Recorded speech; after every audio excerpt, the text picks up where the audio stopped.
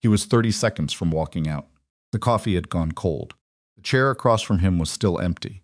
Damon Kessler had given her 40 minutes, more than most men would, and now he was done.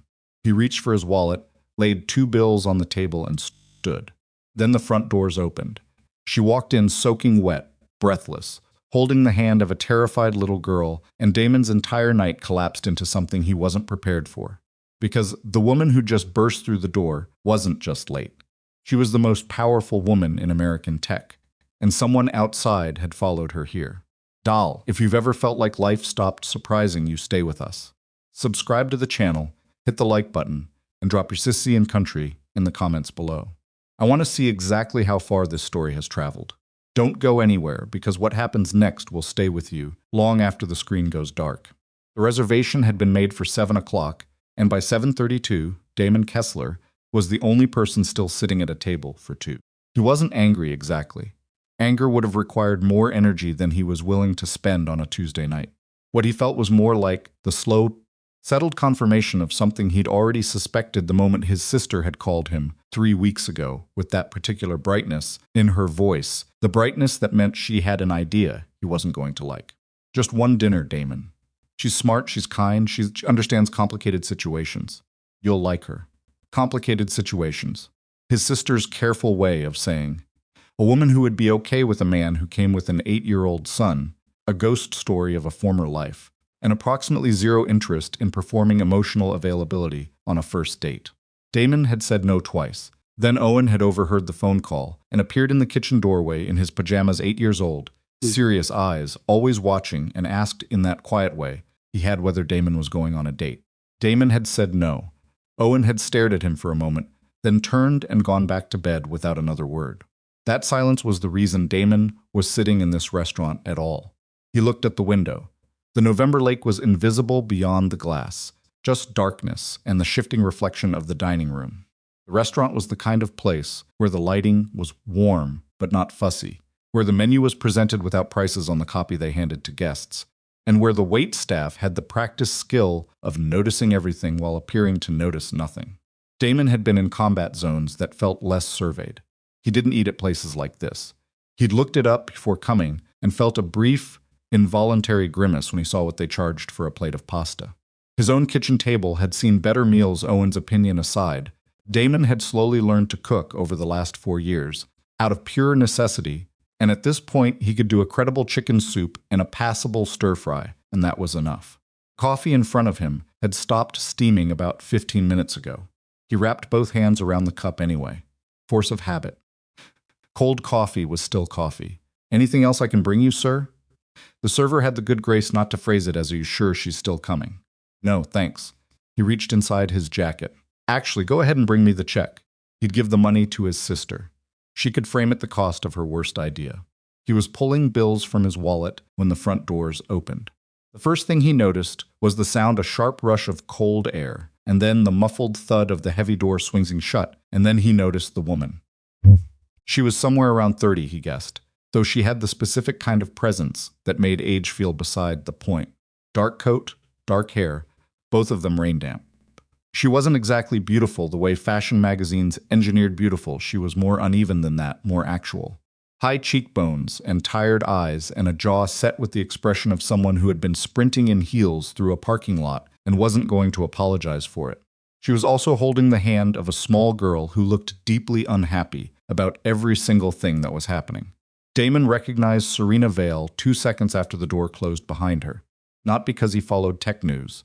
He didn't, particularly.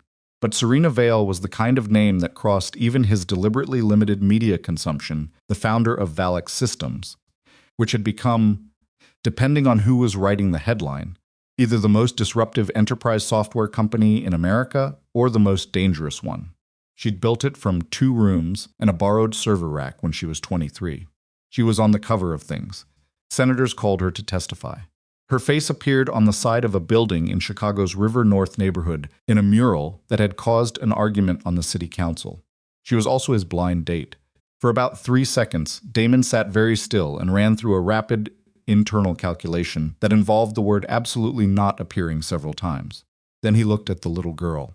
The child, 6, maybe 7 years old, had her mother's dark hair and her mother's jaw-set expression of determination, but the eyes were different.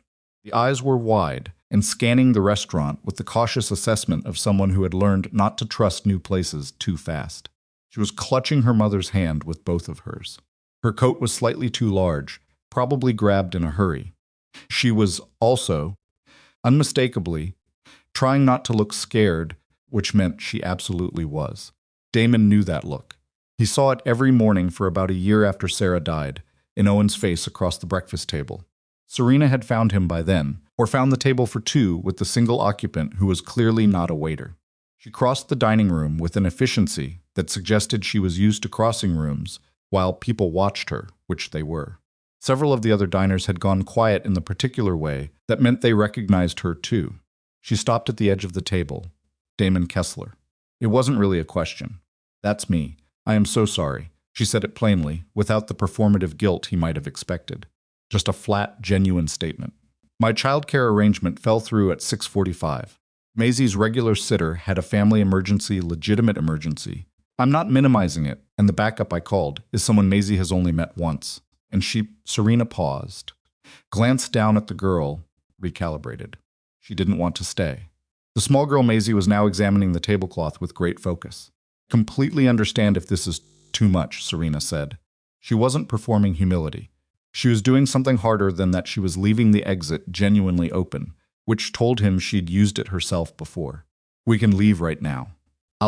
Do you like hot chocolate?" Damon asked. Maisie looked up. He was looking directly at her, not her mother. "They have it on the menu," he said. "I noticed it earlier because it seemed like the most reasonable item they offer." Maisie studied him with the frank evaluation that small children perform better than any intelligence service. "Does it have marshmallows?" "I have no idea, but we can ask and make it a condition." Something shifted in the girl's face, not a smile yet, but the preconditions for one. She looked at her mother.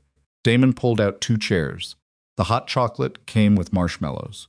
This was established as a victory. Maisie sat between them rather than beside her mother, which Damon suspected was either a tactical choice by the child or the universe having a sense of humor.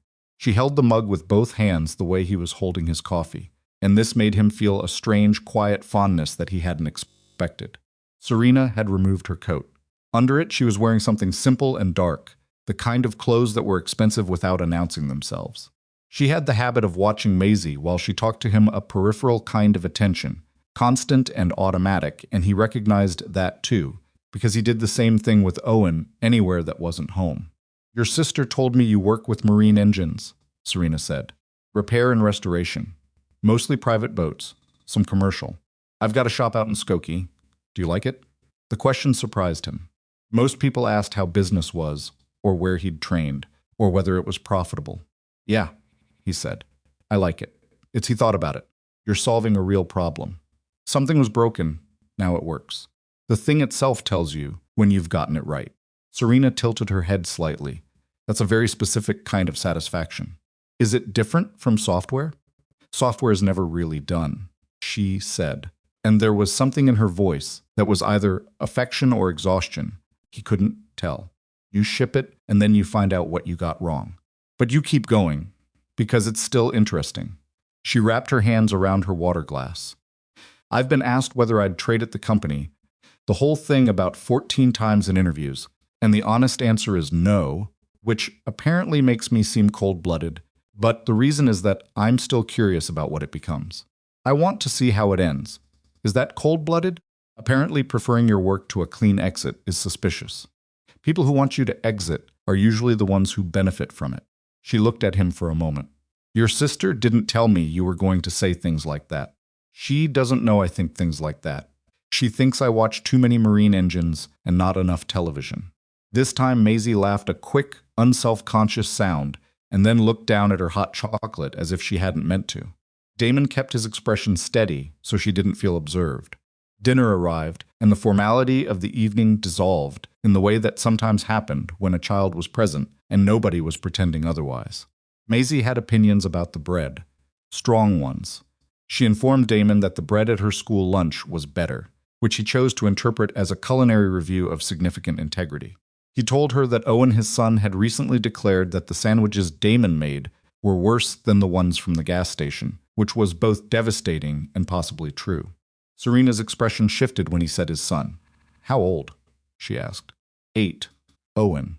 He turned his phone briefly so she could see the lock screen, which was Owen at a Cubs game last summer, wearing a hat 3 sizes too large, expression completely serious. "He's with my neighbor tonight, Mrs. Patton. She's 73, and she beats him at checkers every time, and he cannot figure out how." "Does he know about—" Serena gestured vaguely at the restaurant. "He knows I'm having dinner with someone. I didn't give him details. Wise. He'd have questions." Maisie had questions, Serena confirmed. She lowered her voice slightly, even though Maisie was currently absorbed in architectural experiments with the bread rolls. She asked whether I was going to fall in love and move away. The words landed quietly on the table between them. "What did you tell her?" Damon asked. "I told her that grown-up dinners were about finding out whether you liked someone before anything else happened." Serena was looking at Maisie while she spoke. She said that was a non-answer. Smart kid, terrifyingly, yes. A pause. "Her father isn't in the picture. He wasn't suited for it," his words, actually, which I've always thought took a specific kind of honesty to say out loud. She said it without bitterness, which suggested she'd had years to sort through it. Maisie doesn't remember him. She was 14 months old.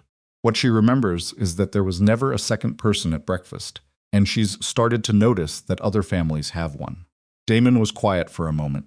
Outside, a car's headlight swept briefly across the restaurant window. He tracked it without meaning to old reflex. "Owen remembers his mother," he said. "She died 4 years ago. Aneurysm. Very fast." He'd said those words enough times that they came out level, but they still had a specific weight he could feel. He was 4.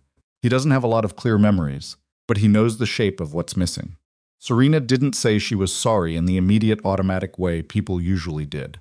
She just held the information for a moment, which was more respectful than most things anyone had said to him about it. "The mornings were the hardest part," she said finally. "Not I can only imagine. Not that must have been so difficult.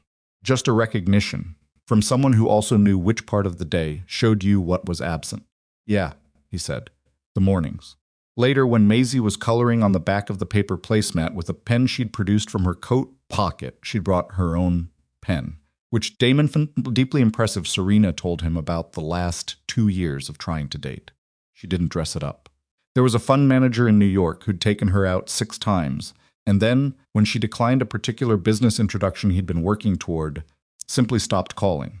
There was a venture capitalist in San Francisco who was wonderful in every visible way, and who, 3 months in, had referred to Maisie in conversation as your situation once, and hadn't understood why that was the last dinner. There was a man who was charming and patient and funny, and had, with what he clearly thought was reasonable practicality, suggested that Maisie might benefit from a structured boarding school environment. "Give you both some breathing room," he'd said, and Serena had smiled politely and ended the evening, and cried in the car on the way home, not because she'd expected better from him specifically, but because it was exhausting to keep being surprised by people. "They see a child as a complication," Damon said, "or as something to be managed." She shrugged, and the shrug had years in it. I stopped explaining. "Now I bring her. If someone can't handle a 6-year-old at dinner, then we've learned something efficient. And if they can?" She looked at him across the table. "Then we have dinner." Damon glanced at Maisie, who had graduated from the placemat to drawing what appeared to be a very detailed horse on a napkin. Then he looked back at Serena. "A parent and a child aren't 2 separate things," he said. "They're the same thing. Anyone who doesn't get that," he paused. "They don't get either of you." Serena looked at him for a long moment. She didn't say anything right away, and he didn't fill the silence. "Your sister," she said finally, "didn't tell me that part either." It was close to 9:30 when Damon first noticed the SUV. It was a black Suburban, or something similar. He'd only caught the shape through the rain-filmed window. The restaurant's entrance faced the parking lot directly, and the vehicle had passed the turn-in once, slowly, and continued. He noted it without reacting. 15 minutes later, it came back. Same direction, same slow roll, then gone again around the corner. His attention didn't leave the conversation. Exactly, he was still present, still asking Maisie about the horse she was drawing, which she informed him was named Copernicus and had a complicated backstory, but part of his processing had shifted quietly into a different register. The same way a circuit breaker flips. No drama, just function.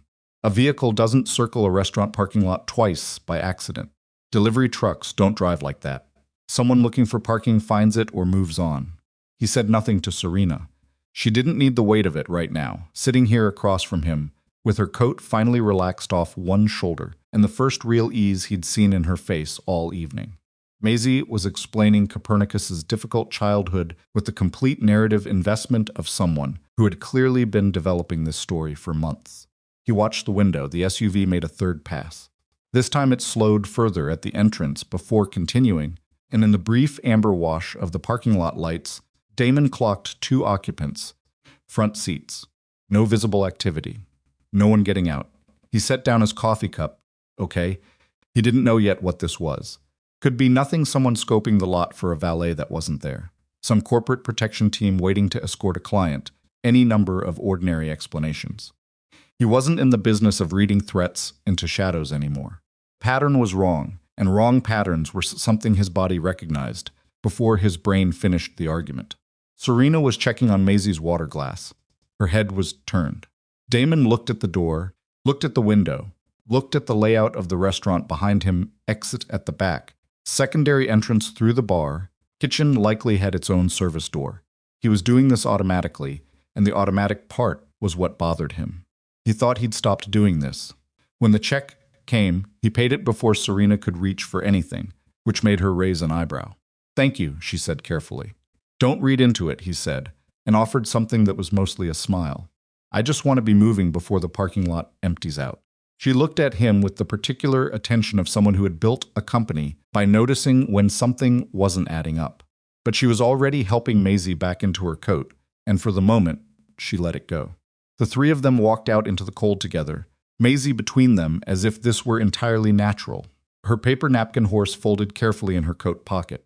The parking lot was half empty at this hour. The rain had thinned to a drizzle. The light was uneven bright near the entrance, graying off toward the far end where the trees started. At the far end, idling without headlights, was the black Suburban. Damon saw it immediately. He also saw 3 seconds later the front doors opening. He didn't say anything. He put one hand, very gently, at Serena's elbow, just redirecting, not grabbing, and said, low and calm, "I need you to take Maisie back inside right now." Serena looked at him. Then she looked toward the far end of the lot. "Damon, inside." He said it the way he'd learned to say things when the saying mattered. No alarm in it. No room for negotiation either. 2 men were walking toward them across the wet asphalt. And whatever answer tonight had seemed to be moving toward whatever slow and careful thing had been building across 3 hours. And 1 order of marshmallow hot chocolate, it was going to have to wait. Serena didn't argue. That was the first thing that registered, not the men crossing the parking lot, not the rain, not the sound of her own heels on the wet asphalt reversing direction. What registered was that she didn't argue. She took 1 look at Damon's face, 1 look at the far end of the lot, and she pulled Maisie tight against her side and moved. Maisie made a small sound, not quite a question, not quite a complaint, and Serena said, "We're going back inside, baby. We forgot something," which was a lie so practiced it came out smooth, and Damon filed that away too. She'd done this before, some version of it. The quick pivot, the calm voice for the child, the careful management of alarm. He held the restaurant door open without turning his back to the lot. The 2 men had stopped walking. They were standing about 60 feet out, hands visible, not moving. One of them said something, raised his chin in what might have been a greeting, but the distance and the rain made the words indistinct. They were dressed in dark clothing, not suits, nothing that announced private security, and that was one of the things wrong with this picture. Serena Vale's security, from what little Damon had read in passing over the years, ran to the formal end. Earpieces, tailored jackets, the kind of visible deterrence that corporate protection favored because visibility was part of the point. These 2 looked like they'd gotten dressed in a parking garage. The door swung shut behind him. Inside, the restaurant had the quality of a room that doesn't know it's supposed to be tense. The warm lighting, the soft ambient noise, the server who appeared at his elbow almost immediately with the professional reflex of someone trained to respond to re-entry. "Sir, did you forget something? Is there a manager on duty?" Damon asked. "Of course. Is there a problem? There might be." "Can you get him quietly, and I need to know where your rear exit is." The server, young, male, professionally composed, Though his composure flickered slightly, said he'd get the manager, and pointed toward the back of the restaurant past the bar. Damon thanked him and turned to Serena. She was crouched in front of Maisie, both hands on the girl's arms, speaking in a low voice. Maisie was listening with that serious, still expression that children adopt when they sense their parents are managing something real. She wasn't crying. She looked like she was deciding whether to, "Hey." Damon touched Serena's shoulder lightly. "I need a minute with you. Can she sit with the hostess station for a second?" Serena looked up at him. Her eyes were doing something complex, assessing him. She was definitely assessing him, and then she looked at Maisie and said, "Sweetheart, I need to talk to Damon for 2 minutes. Can you sit right there at that little desk and show her your horse drawing?" Maisie considered this. 2 minutes, she said, as if establishing contract terms. 2 minutes, Serena confirmed. Maisie took her napkin horse from her pocket and went to the hostess stand with the resigned professionalism of a child who had been managed many times and had made peace with it. Serena straightened and looked at Damon. "Tell me what you saw." "That vehicle made 3 passes before we came out. No lights on the last one. 2 men, both front seats. When we walked out, they got out of the car and started moving toward us. They could be my security detail." "Do your people drive without lights in a lit parking lot?" She didn't answer immediately. "Does your security team use a check-in protocol with you when they make contact?" "Yes," she said it quietly. "A code freight specific." They were 60 feet out, and neither one of them said anything identifiable. Serena was quiet for a moment. She had her arms crossed, not defensively, but the way people do when they're cold and thinking hard. "How do you know about security protocols?" He looked at her steadily. "I'll explain that part later. Right now I need to know, is there anyone who would want to follow you? Specifically tonight, specifically here." Something moved across her face. It wasn't surprise, exactly. It was more like a door opening onto a room she'd been hoping wasn't there. "There have been some issues," she said, "with the company. I didn't think they'd escalated to—" She stopped. Started again. There was a board dispute. 2 executives were removed in August. One of them filed a grievance, and then the grievance went quiet, which my legal team said was a good sign. She looked toward the window. "My legal team is occasionally optimistic." The manager appeared a man in his mid-50s with the bearing of someone who'd handled dining emergencies, but not necessarily this kind. Damon spoke to him briefly and directly. 2 men in the parking lot who may have been watching a guest. Possible need to keep the front entrance clear. Could they alert staff without causing a scene? The manager's expression went through several stages and landed on careful cooperation. He said he'd call the police non-emergency line. Damon said that was fine, but to make it the emergency line. The manager looked at Serena Vale standing in his restaurant lobby, reassessed, and made a different call. The police were on their way. They moved to a table near the back, away from the windows, and Maisie came with them this time. The 2-minute arrangement had expired, and she arrived at Serena's side with her horse drawing and a look that said she was not going back to the hostess stand. Nobody argued with her. Damon sat facing the front of the restaurant. Old habit. He couldn't fully break it, and he'd stopped trying. "You're going to explain the protocol thing," Serena said. "It wasn't a question, I will. Are you actually a marine engine mechanic?" He let a beat pass. "Also, for 11 years before that, I was a Navy SEAL." Serena received this information without visible shock, which he found interesting. She just looked at him with that recalibrating attention, like she was updating a spreadsheet in real time. "Your sister didn't mention that." "My sister thinks of it as something that happened a long time ago." "Is she wrong?" He thought about the way his body had shifted the moment he'd seen the SUV's third, past the quiet click of something that never fully powered down. "She's not entirely wrong," he said carefully. Maisie was drawing something new on a second napkin, apparently expanding the Copernicus universe. She was tracking the adult conversation with one ear, the way children did when they were pretending not to. "When did you leave?" Serena asked. 4 years ago. After Sarah died, he said it plainly. Owen needed a parent who came home. The math wasn't complicated. Serena nodded once. She didn't call it a sacrifice. He appreciated that more than he would have been able to explain. "What I saw tonight," he said, "is consistent with surveillance. Not a random tale, a planned one. Someone knew where you were going to be. Very few people knew about this dinner." "How few?" She thought about it. "My assistant. The reservation was made through a service she uses." She paused. "And whoever she spoke to at the restaurant." "What about on your security team's end?" "My head of security knows my general schedule, not specifics usually. Something shifted in her expression.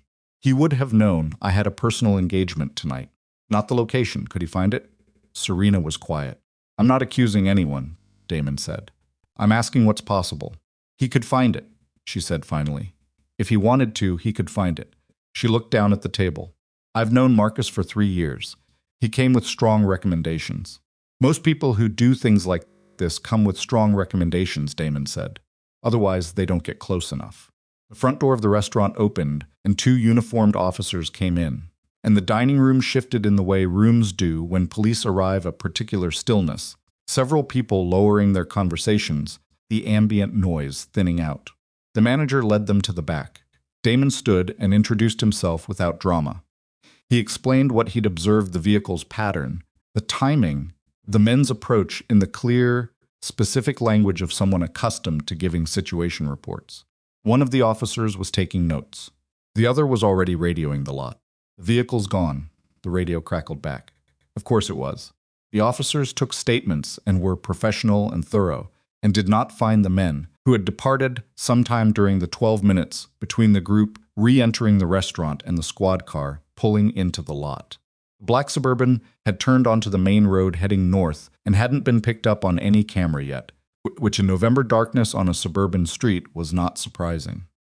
What they did find, in the far corner of the parking lot, was a cigarette butt still faintly warm and, more usefully, a small adhesive GPS unit attached to the undercarriage of Serena's car. One of the officers showed it to her in a sealed evidence bag and asked if she'd authorized any tracking device on her personal vehicle. Serena looked at it for a long moment. No, she said. I have not. Maisie was sitting beside Damon at the back table, close enough that their elbows were touching, eating a complimentary slice of chocolate cake that the kitchen had sent out because the restaurant manager was, beneath the professional composure, a decent man who'd looked at a 6-year-old who'd had a frightening evening and made a decision. Maisie was eating it with the focused appreciation it deserved, and she hadn't asked more questions than the one, which was whether they were safe, and Serena had said yes, and Damon had said yes, and Maisie had evaluated both answers and apparently found them satisfactory. Damon was watching her eat cake and thinking about the GPS tracker. It was a commercial-grade device, not cheap but not military spec either. The kind available to private investigators, corporate security firms, anyone with several $100s and a legitimate-sounding reason to order it online. Placement on the undercarriage was competent. Someone had done this before, or been trained to. Someone who had access to Serena's vehicle. The parking garage her building, or the lot at her office or her home. The circle of people who could have done this was small. That was the uncomfortable math. One of the officers came back and took down contact information and said a detective would follow up in the morning. He was polite and appropriately grave and suggested that Miss Vale might want to notify her security team. Serena said she would handle that and thanked him in a tone that ended the conversation without closing it off entirely. The tone of someone who dealt with official processes many times and understood exactly how much to give them. When the officers were gone, the restaurant had mostly emptied. It was past 10:30. The kitchen was closing down. Damon could hear the distant sound of the industrial equipment shutting off. The manager came by once more and said they were welcome to stay as long as they needed, which was genuinely kind and probably also a polite way of noting that the waitstaff needed to go home. Serena was on her phone, speaking quietly. A call she clearly didn't want to make, from the way her shoulders sat. Damon looked at Maisie, who had finished the cake, and was now drawing what appeared to be a detective badge on her third napkin, having apparently processed the evening through art. Is the horse a detective now? Damon asked. Copernicus is the detective, Maisie said without looking up. Badge is mine. You're the detective? Someone has to be. That's fair. She glanced up at him sideways. Are you a soldier? He considered the question the way she deserved seriously. I was. Not anymore. Why not anymore? Because my son needed me home more than the work needed me gone. Maisie processed this with a small nod, the way she processed most information fully, without rushing. My mom works a lot, she said.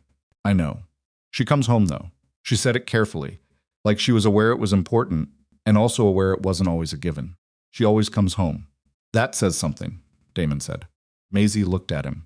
She had her mother's eyes after all. He realized not in color but in quality. The particular attention in them. She cried in the car once, Maisie said, when she thought I was asleep. After a man said something. She paused. I don't know what he said. Damon didn't say anything. Some things didn't need a response. They just needed to be heard. She doesn't cry a lot, Maisie said, returning to her drawing. Just that once that I know about. Serena ended her call and came back to the table. She looked tired in a way that the evening's events had deepened, rather than created like something that had been there underneath, and was now closer to the surface. She sat down and looked at the napkin drawing in front of Maisie. What is that? My detective badge. Of course. Serena pushed her hair back from her face with one hand. She looked at Damon. I called my head of security. Marcus. He's on his way to the building to review the garage footage from the past 72 hours to see when the tracker was placed. She paused. He sounded surprised. Did he sound genuinely surprised, or surprised like someone who knew a call was coming? Serena's jaw tightened. I don't know, she said. I couldn't tell. And the fact that I couldn't tell is, she stopped. Unsettling, Damon said. Yes. Maisie looked up between them, read the room, and went back to her drawing. Damon drove them home. This wasn't a plan so much. As a practical conclusion, Serena's car was now evidence adjacent, and she was shaken in a specific way that she was managing very effectively, but that Damon had spent years learning to recognize in people after something. Frightening, which was that they got very competent and very controlled, and absolutely should not be driving alone on a highway at 11 o'clock. She didn't argue. She gave him the address and he drove. Maisie fell asleep within 8 minutes of the car moving, which was the particular gift that children had the ability to decide they were done with an evening and simply leave it. She was in the backseat seat, with her coat folded under her head, Copernicus, the horse drawing, tucked into her pocket, and she made a small sound once when Damon took a turn and then went quiet again. Serena watched the highway for a while. You could have just told me you were SEAL, she said finally. My sister specifically told me not to lead with it. She said it made me sound like I was trying to impress someone. Are you not? I spent 11 years trying not to get killed, he said. It's mostly embarrassing in retrospect. That's not true. Parts of it are true. She turned to look at him. The highway lights were intermittent, and in the spaces between them, her face was mostly in shadow. Were you good at it? At not getting killed? At the work. He thought about the honest answer to that. Yeah, he said. I was good at it. I didn't love being good at it. Those aren't always the same thing. She was quiet for a moment. I understand that. He believed her. The company, she said. When I was 23 and I was building it, I was not afraid exactly, but running. I was working 20 hours a day, because every time I'd slowed down, I could feel how wrong it might go. She looked at the road.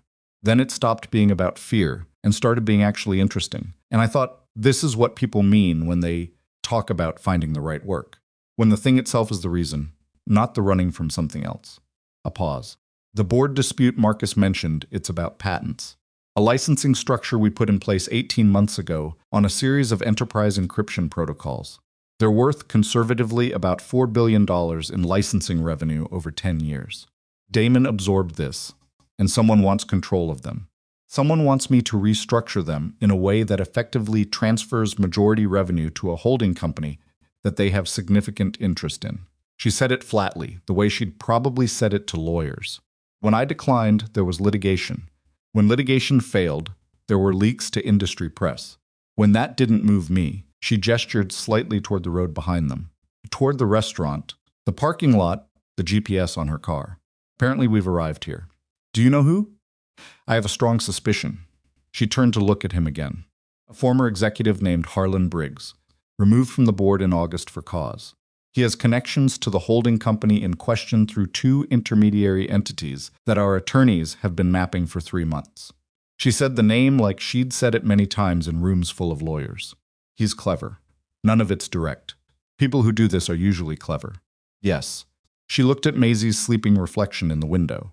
They're counting on me being too visible to make a scene. Too many eyes on the company. If I go aggressive publicly, it looks like instability. And instability affects our stock price, and my partners get nervous, and the pressure builds from multiple directions at once. She said it without self-pity, just analysis, the kind of mind that turned problems into structures. It's actually a very elegant trap. Elegant traps are still traps. I know. She turned back to the road. I've just been trying to stay inside the legal process, believing that would be enough. And tonight, a long beat of silence. Tonight suggested it might not be. They were in the city now. Proper Chicago, the lakefront moving past on the right, dark water beyond the lit drive. Damon took the turn she gave him and let the quiet sit between them, the good kind of quiet, the kind that came after honesty rather than before it. Her building was a high-rise near Lincoln Park, not ostentatiously tall, but the kind of address that communicated something through understatement, the lobby visible through glass, a doorman who spotted Serena's face and straightened without being asked. Damon pulled to the curb and put it in park. Serena turned to look at him. "I want to say something," she said. "Okay. I've been on dates in the last 2 years where the man knew who I was before we met, and the knowing changed things how they talked to me, how much space they took up, what they wanted the evening to be about." She looked at him steadily. "You didn't do that. You came in late with a kid," Damon said. "It seemed like the right call to just be a person about it." "It is," she said. "It's also rarer than it should be." In the back, Maisie stirred. "Mama," she said, voice blurred with sleep. "I'm here." Serena reached back and put a hand on her daughter's knee. "We're home." Maisie sat up and looked around with the unfocused assessment of someone returning from elsewhere. She looked at the back of Damon's head, then at her mother, then out at the building. "Is the car going to get followed again?" she asked. Serena opened her mouth. "No," Damon said, before she could decide how much to soften it. He looked at Maisie in the rearview mirror. "I'm going to make sure some people are aware of what happened, and your mom's security team is going to handle it. You're safe in there." Maisie studied him with those evaluating eyes. "Do you know how to make sure?" "Yeah," he said. "I know how." She looked at him for another moment, then nodded, apparently satisfied, and picked Copernicus off the seat. Serena walked around to his window before she went in. He'd rolled it down. "I'm sorry about tonight," she said. "I'm not." She looked at him with something that might have been the beginning of something. Neither of them was ready to name yet. "You're strange," she said, without any particular heat to it. "Consistently," he agreed. "I'd like to do this again. Without the parking lot portion. I'll see if I can arrange that." She almost smiled, not quite, but the shape of it was there. Then she turned and went inside, Maisie's hand in hers, the doorman holding the lobby door, the glass swallowing them into the warm light of the building. Damon sat at the curb for a moment. Just a moment. He thought about the GPS tracker, about the SUV and the way it had moved, patient and deliberate, like whoever was running this had done surveillance before and wasn't particularly worried about tonight's outcome. He thought about a man named Harlan Briggs, who was clever about traps and was apparently escalating. Thought about Maisie asking whether the car would be followed again, with the particular matter-of-fact quality of a child, who'd had to learn to ask practical questions instead of safe ones. He pulled back into traffic. On the drive back across the city, he called his sister. She answered on the third ring with the voice of someone who'd been strategically awake. "How did it go?" "Fine," he said. A pause. "Fine, good, or fine, you're being defensive." He was quiet for a beat. Outside, the city moved past the ordinary lit windows of ordinary lives. People getting home from ordinary evenings. "Tell me more about how you know her," he said. "Serena." "From the beginning." His sister's voice changed slightly. "Why?" "Because I want to understand the connection." He kept his voice even. "And because something happened tonight that I need to think through, and I need to know which parts of what I know about her came from you versus what I don't know yet." A longer pause. Damon, his sister, said carefully. "What happened?" He watched the road. The familiar suburbs unfolding ahead of him, the quiet streets, the dark yards, the ordinary geometry of the neighborhood where Owen was asleep at Mrs. Patton's and where the shop was locked up and where his life was exactly as uncomplicated as he'd spent 4 years building it to be. "I'll explain tomorrow," he said. "Tonight I just need to think." He ended the call before she could ask anything else. At a red light, he sat with his hands loose on the wheel and thought about the specific detail he hadn't told Serena, yet the one he'd clocked in the parking lot in the few seconds before the men stopped moving.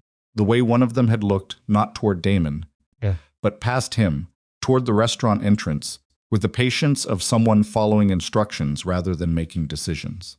Whoever was running this operation had sent people to watch tonight, not to act. Confirm. To verify the location, the company she kept, possibly her security posture or lack of it. The tracker on her car was older, placed at minimum 24 hours ago, given the dust on the backing. Tonight's men had been sent because someone already knew where she was going. Schedule leak wasn't a system compromise. It was a person. Someone who had her calendar. Someone she trusted with her daily movements. And that circle, as Serena herself had said, was small.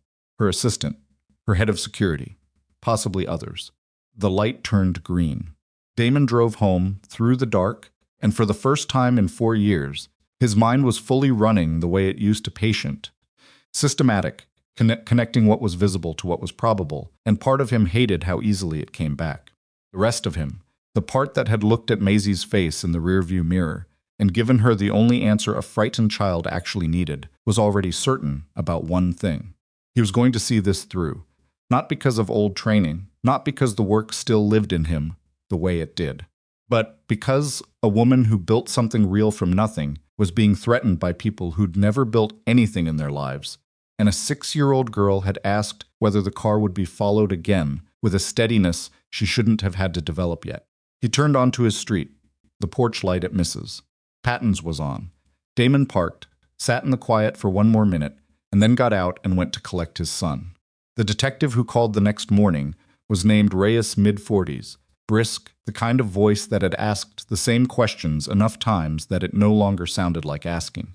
She'd reviewed the incident report from the night before and wanted to do a follow-up with both Damon and Serena separately. Standard procedure, nothing alarming. Damon sat at his kitchen table with his coffee and answered her questions in the same order she asked them. Owen was at school.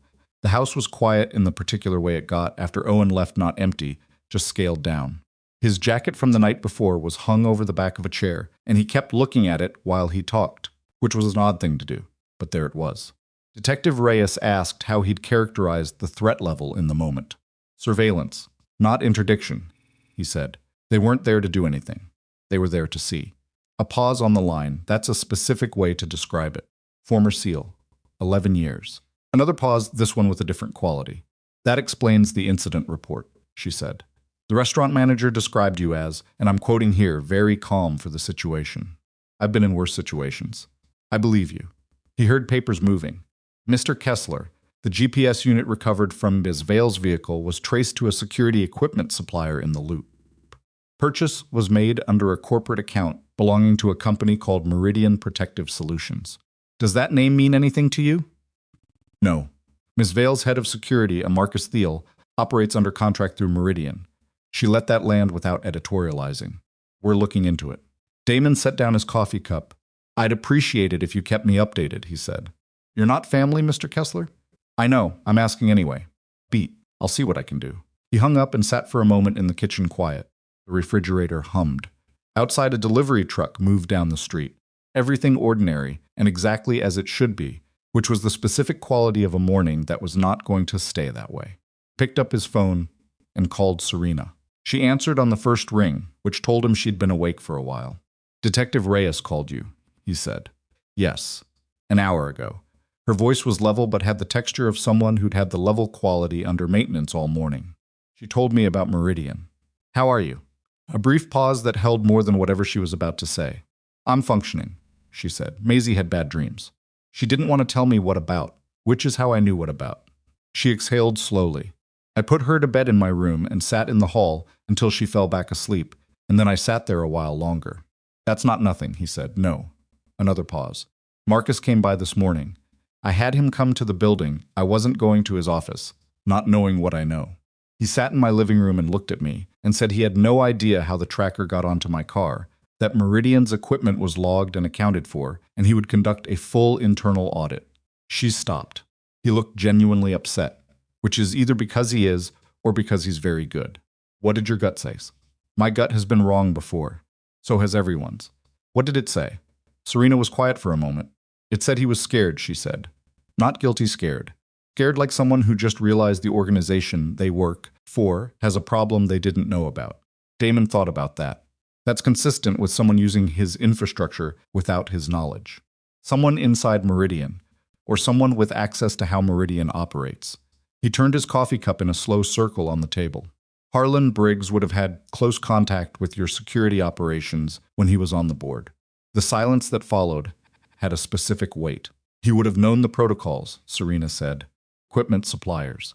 The calendar management structure. She said it with the flat precision of someone watching a picture resolve into something they hadn't wanted to see. He left the board 4 months ago, and we changed the access credentials. But the operational knowledge, how things work, Who orders what? Which accounts cover? Which purchases that doesn't disappear when you revoke a login? No, Damon said. It doesn't. He heard Maisie's voice in the background, still tired, a little ragged at the edges, asking something about breakfast. I have to go, Serena said. I know. One more thing. He paused, choosing the words. Don't change anything visibly yet. Don't confront Marcus. Don't restructure the security arrangement. Don't let anything look different from the outside. If Briggs has someone watching, a sudden change in your behavior tells him you've connected the dots. Pause. You're advising me to do nothing. I'm advising you to look like you're doing nothing. There's a difference. She was quiet for 3 seconds. Okay, she said. Okay, and then thank you. For last night. She seemed to decide against cataloging it. Just thank you. I'll call you later, he said. He meant it as a practical statement, and they both knew it was also something else. The days that followed were not dramatic in the way movies made threat situations look. There was no single confrontation, no obvious escalation, no one moment where the danger became visible and definitive. It was more granular than that, a series of small, careful steps that Damon coordinated partly through his old network, and partly through a private investigator he'd worked with once before, a woman named Clara Ashby, who operated out of a second-floor office in Wicker Park, and who, when he called and explained the situation in broad terms, said, "Give me 72 hours," and meant it. He didn't tell Serena about Clara right away. He told her he was making some calls, which was true, and she accepted it with the kind of trust that felt unearned to him. He'd known her for less than a week, but which she extended anyway, and which he took seriously because of it. They talked every day. It started as information exchange. He would relay what he'd learned. She would update him on Reyes's progress. They would compare notes with the specific efficiency of two people who were both accustomed to managing complicated situations without extra words. Calls had a way of not ending when the practical portion was done. Serena had a habit of asking him things at the end that had nothing to do with Briggs or Meridian or encrypted patents, things about Owen, about the shop, about whether he'd ever restored a wooden boat, which she said she'd always found beautiful in a way she couldn't entirely justify, given she understood nothing about marine engineering. He told her about the 43-foot wooden sloop that had come into his shop 8 months ago, essentially rotted through at the transom, and the 6 weeks it had taken to rebuild her. He'd sent photos to Owen's school on the day she went back into the water, which the teacher had used as a math lesson about fractions and area, which Owen had found mortifying and Damon had found quietly hilarious. Serena had laughed at that, a real one, the kind that surprised her, and he'd found he was collecting those without exactly meaning to. He met her for coffee on Thursday, at a place she'd chosen herself and arrived at first, which he suspected was deliberate, a way of demonstrating she wasn't running scared. Maisie was at school. They sat across from each other at a small table and talked for an hour and a half, and by the end of it he was aware that something had shifted between them in the particular way that things did when danger and honesty occupied the same space for long enough. He couldn't have named what it was exactly. He also didn't try. On Friday, Clara called. Meridian has 3 employees with access to the equipment inventory system, Clara said.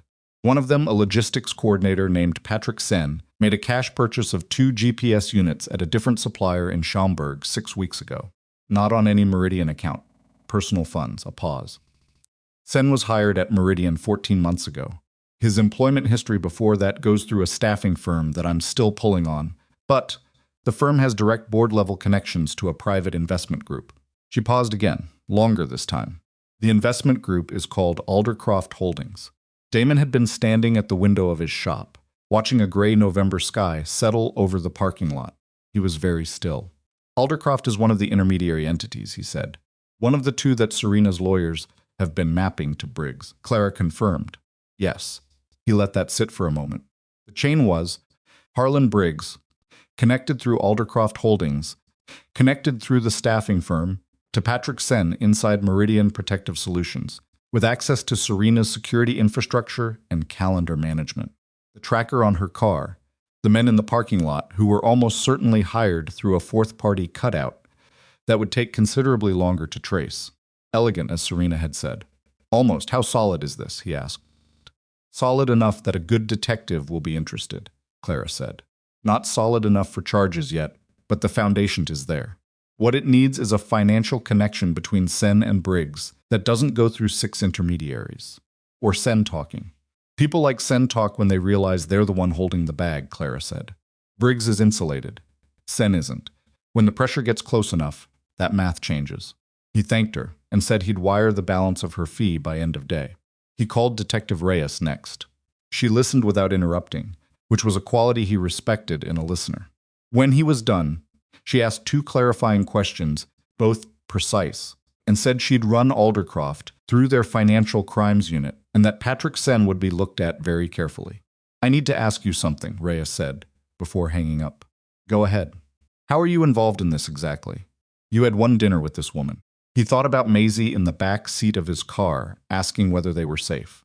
He thought about Serena sitting in the hall outside her daughter's room at 3 in the morning, because a 6-year-old had bad dreams she didn't want to name.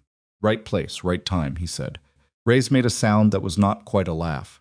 Sure, she said. I'll be in touch. It was Owen who created the complication, in the way that children did not through any fault of their own, but simply through the fact of being present and paying attention when adults would prefer they weren't. It happened on a Saturday, 2 weeks after the dinner, when Serena and Maisie came to the shop. This had been Serena's idea.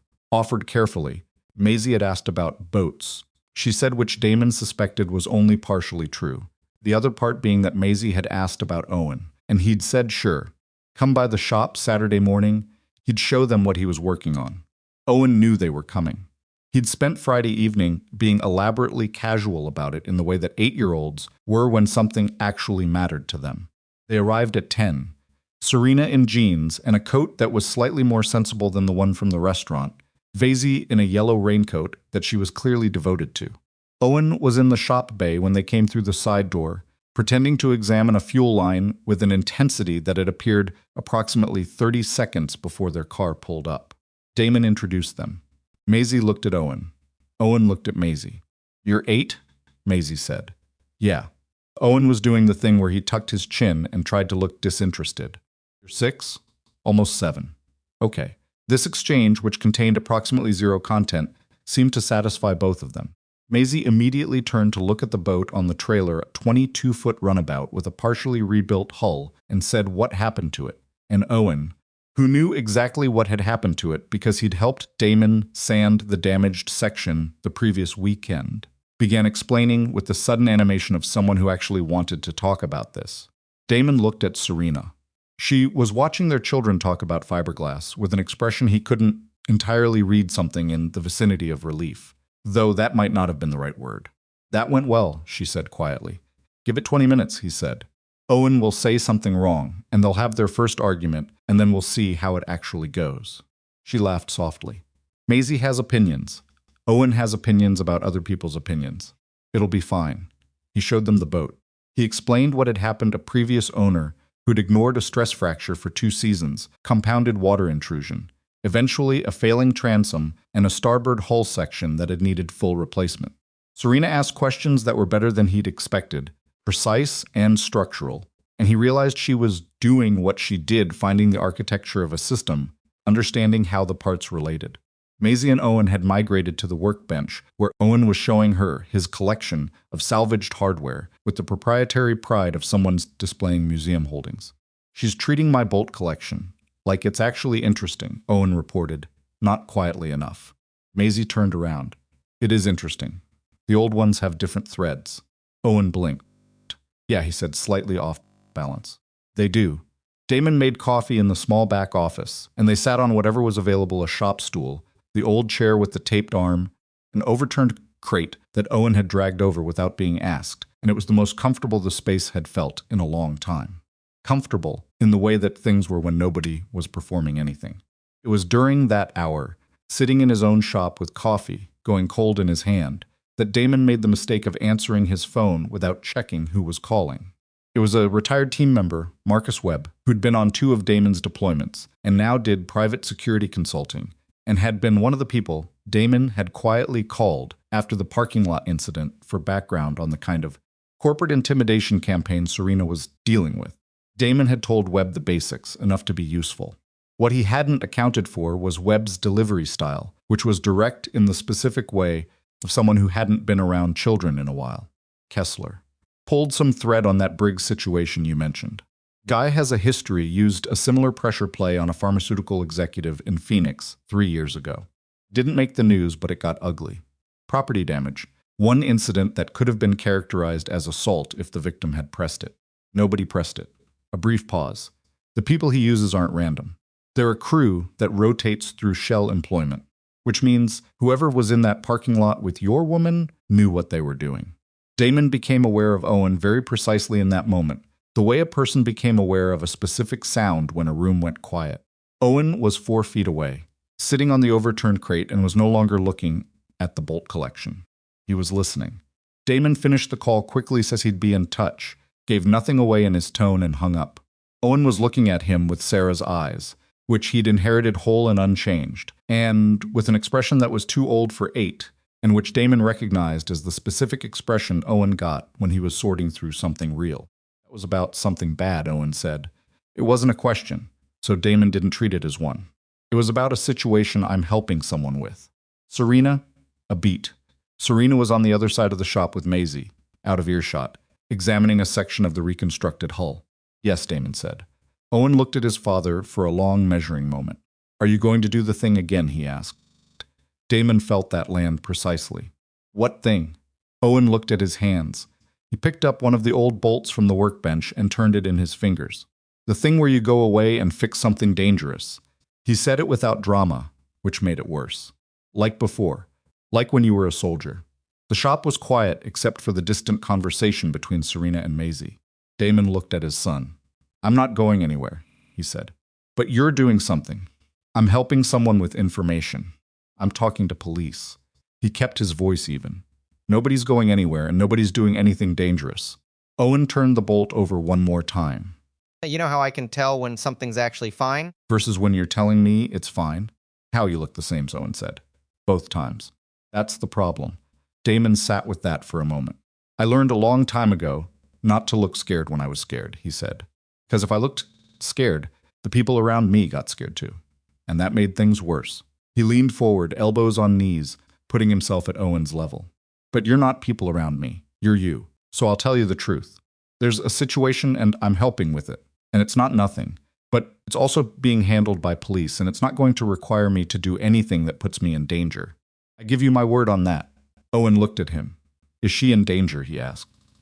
She was. Less now. Maisie too? Damon looked at the small girl in the yellow raincoat who was now trying to explain something to Serena using a wrench as a visual aid. Not if we do things right, he said. Owen considered this with the systematic seriousness that was the most him thing about him. Okay, he said finally. He set the bolt down. Can I show her the anchor, the old one in the corner? Yeah, Damon said. You can show her the anchor. Owen slid off the crate and went to find Maisie, and Damon sat for a moment with his hands loose between his knees and the cold coffee beside him, and the specific weight of a conversation he hadn't been ready for, and which had gone better than he'd had any right to expect, and which had also left something sitting in his chest that he couldn't entirely name. Serena appeared at his side without him hearing her approach, which was unusual. He generally heard people coming. That was hard, she said quietly. He looked up. She'd heard enough then, or seen enough from across the shop. He's perceptive, Damon said. He's extraordinary. She wasn't saying it the way people said it to parents to be kind. She meant it as an observation. How much did he understand? More than I said, and less than he'll know in 10 years. He picked up his coffee cup, remembered it was cold, set it down. The thing about being a parent to a smart kid. Can't be imprecise. They clock imprecision. Maisie does the same thing. Serena sat on the stool across from him. She has this way of asking a question that's technically about one thing, but is actually about something else entirely. Last month, she asked me whether my job was important, and I started to answer about technology, about what the company does, and she stopped me and said, no, I mean important, like does it matter more than I do? She looked down. I didn't have a quick answer. And the fact that I didn't have a quick answer was its own answer. What did you say? I told her nothing mattered more than she did, which is true. It was quiet for a moment. She said, then why do you look at your phone at bedtime? She let out a short breath that was almost a laugh. 6 years old. They catch everything. Everything. She looked across the shop to where Owen was lifting the old anchor, a rusted thing, decorative, at this point so Maisie could examine it more closely, bearing the weight of it with the steady effort of a kid who didn't want to seem like he couldn't manage. He's being very careful with her, Serena said. He's careful with most things. He gets that from you. Damon didn't answer immediately. He looked at his son and thought about Webb's call and the crew that rotated through Shell employment and the incident in Phoenix that nobody had pressed charges over. He thought about Patrick Sen's 72-hour window before Reyes's financial crimes unit closed in, which Clara had called him about that morning. He thought about Harlan Briggs sitting somewhere in a city of 3 million people, insulated by 4 degrees of legal separation, watching a situation he thought he controlled. I need to tell you something, he said. Serena looked at him. Clara Ashby, the PI I mentioned, traced the GPS tracker to a logistics employee inside Meridian named Patrick Sen. And Sen was hired through a staffing firm with direct connections to Aldercroft Holdings. He kept his voice low and his eyes on the kids. I passed it to Reyes 2 days ago. She's been working it. Serena was very still. You've been working this for 2 weeks. Yes, without telling me. I told you I was making calls. She was quiet for a moment. He couldn't read the quality of the quiet. Why not tell me the details? He thought about how to answer that honestly. Because you were managing Maisie and managing the company and managing Marcus and managing your lawyers, he said. And some of what I was doing was preliminary worth nothing until it connected. I wasn't going to give you something to worry about that might not turn into anything. She stopped. Started again. I understand the logic. I don't entirely like it. I know. Another silence. What does Reyes think? That Sen will crack when the pressure gets close enough. The chain from him to Briggs is incomplete but mappable.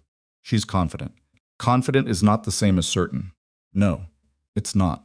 Serena looked at Maisie, who was now wearing Owen's 2 large work gloves and attempting to pick up a smaller anchor segment while Owen talked her through it with the patient coaching of someone who had practiced this himself.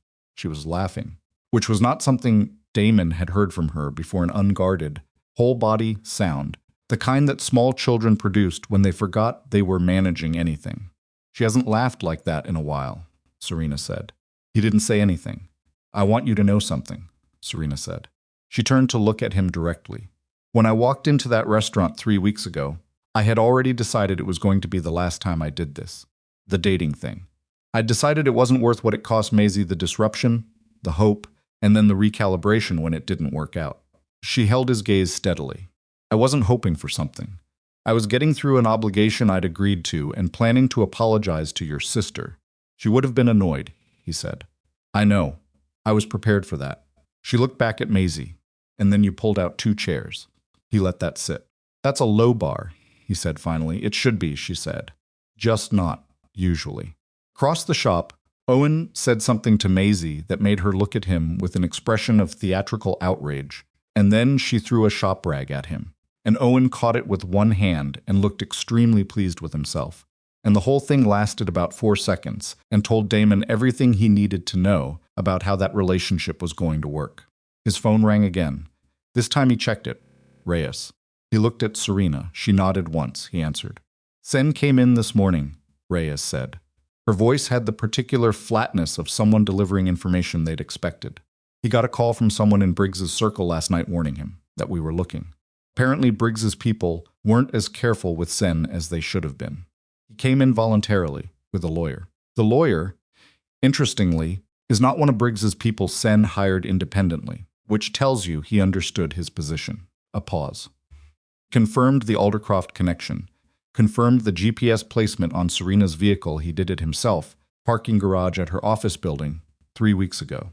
And he confirmed that the 2 men in the restaurant parking lot were contracted through a security firm that Briggs's people manage.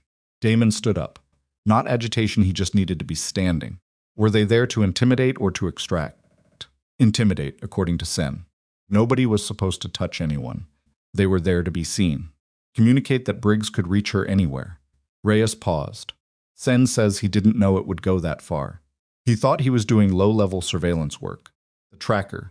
Some calendar monitoring through a compromised system account. He's saying he didn't know about the parking lot until after. Do you believe him? I believe he believes the distinction matters, Reyes said, which is consistent with someone who started down a road without fully understanding where it was going. A pause. Either way, he's talking. And what he's saying is on record. And the financial connection between Sen, the staffing firm, Aldercroft, And Briggs is being documented as we speak by 3 people from financial crimes who have been waiting for exactly this kind of thread to pull. How long before Briggs knows his insulation is compromised? Days, maybe. Before there are charges? Weeks, realistically. These things take time to build correctly. Her voice was careful. But Ms. Vale should know that the immediate threat level has dropped significantly. Sen was the operational link. Without him, Briggs has no reliable access to her schedule or her security structure. Damon exhaled slowly. "I'll tell her," he said. He hung up and turned. Serena was standing 6 feet away, watching him. Owen and Maisie had gone to the other end of the shop. Owen was showing her the engine of a small outboard, explaining something with expansive gestures. They were entirely absorbed in each other's company, in the way that children sometimes were, immediately and completely, as if they'd simply been waiting for the introduction. Damon told Serena what Reyes had said. He told her plainly, without softening or inflating, the way she'd told him things from the beginning. She listened, with her arms crossed, not closed off, just holding herself together, and when he was done, she looked at the floor for a moment. "It's not over," she said. "No. Briggs is still out there and the legal process takes time. But Maisie is safer." "Yes." She looked up. Her eyes were dry, but there was something in them that was working very hard at that. "I want to cry right now," she said. "And I'm not going to, because I'll have to explain it to Maisie and I don't have the energy." "You can cry in the car," he said. Something crossed her face that was complicated and sad, and also underneath, genuinely amused. "You're practical," she said. "Marine engines," he said. "The whole job." She made a sound that was not quite a laugh and not quite not one. Then she looked at him, really looked, the way she had across the restaurant table 3 weeks ago, with that quality of attention that made him feel accurately seen rather than observed. "I don't know how to do this," she said quietly. "The legal part? This." She gestured between them with one hand, small and uncharacteristically uncertain. "Whatever this is becoming. I don't know the rules for it, and I don't trust my judgment on people the way I used to. And I have Maisie, and you have Owen, and I can't." She stopped. "I can't have her get attached to something that doesn't work out. I've been careful for 3 years, and that means something." "I know," he said. "You're not going to tell me it'll be fine." "No," he said. "I have no idea if it'll be fine. I know that you're the most honest person I've met in a long time, and your daughter threw a shop rag at my son 12 minutes into knowing him, and I have not wanted to be here." He gestured at the vague and expansive here of the present situation with another person since Sarah died, "and I do want that now, which surprises me more than it probably surprises you." Serena looked at him for a long moment. "Your sister," she said, "is an extremely good judge of character." "I will never tell her you said that," Damon said. "She's insufferable enough." This time Serena laughed, for real startled out of it, the same way it had happened on the phone, and across the shop, Owen looked up from the outboard with the expression of someone who had just noticed something and filed it away for later. Damon noticed Owen noticing. Owen looked at him and raised his eyebrows in an expression so purely Sarah's that it briefly knocked the air out of Damon's chest. Then Owen turned back to Maisie and said something about the carburetor, perfectly composed. 8 years old. Damon looked at the ceiling for a second. Then he looked at Serena, who was still sorting through whatever she'd been sorting through, finding her way toward something she'd decided was worth the risk. "Stay for lunch," he said. "I make a credible stir-fry." "Owen told me you make a credible stir-fry," she said. He used the word credible. "He knows my limitations." She looked at Maisie, one more time, yellow raincoat, work gloves 3 sizes too large, completely at home in a boat repair shop, for reasons that seemed to make perfect sense to her, and then she looked back at him. "Okay," she said, "lunch." It was not a declaration of anything. It was lunch in a boat shop on a gray November Saturday, with 2 kids who were arguing about whether you needed to understand engines to appreciate boats. Maisie's position being no, Owen's being a qualified yes, and cold coffee and a stir-fry that would turn out slightly too heavy on the ginger, and which nobody would complain about. It was also the first afternoon in 4 years that Damon's house, when they got there, didn't feel like something was missing from it. He didn't say that out loud. But he thought it, standing at the stove while Owen set the table without being asked for the first time in living memory, and Maisie sat on the counter talking to Serena about the horse named Copernicus and his complicated backstory. Outside, the November gray settled over the suburbs. Inside, something ordinary and fragile and not at all guaranteed was quietly beginning. The charges against Harlan Briggs came down on a Thursday in late January, 47 days. 47 days after Sen walked into the police station with his lawyer and started talking. Damon heard about it from Reyes, who called at 7:15 in the morning while he was making Owen's lunch. Reyes had the particular quality in her voice that investigators got when something they'd built, carefully, finally held, not triumphant, just settled, the satisfaction of a structure that didn't collapse when you put weight on it. She told him the charges: criminal harassment, conspiracy to commit extortion, unlawful surveillance, and 2 counts related to the intimidation campaign against Serena that the Financial Crimes Unit had managed to connect directly to Briggs through the Aldercroft paper trail and Sen's testimony. His attorneys were already managing his surrender, which would be orderly and quiet and designed to control the narrative. Will it stick? Damon asked. The surveillance charges are solid. The extortion conspiracy is solid.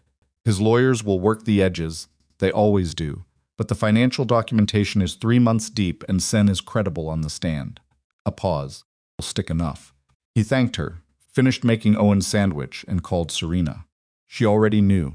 Her legal team had been notified 20 minutes earlier, and when she answered, her voice had the particular quality of someone who had been sitting with large news long enough to start processing it rather than just receiving it. She wasn't crying. She wasn't elated either. She was somewhere more complicated than either. How are you? He asked. I'm standing in my kitchen, she said. Maisie's eating cereal. I'm looking at her and trying to figure out how to feel about this.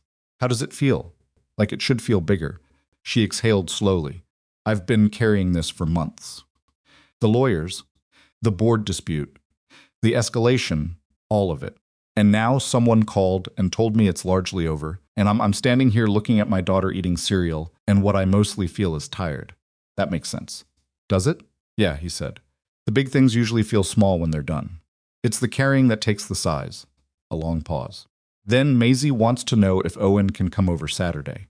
He looked at Owen, who was in the hallway, doing the thing he did when he was pretending not to listen, standing very still, and staring at his shoes with excessive concentration.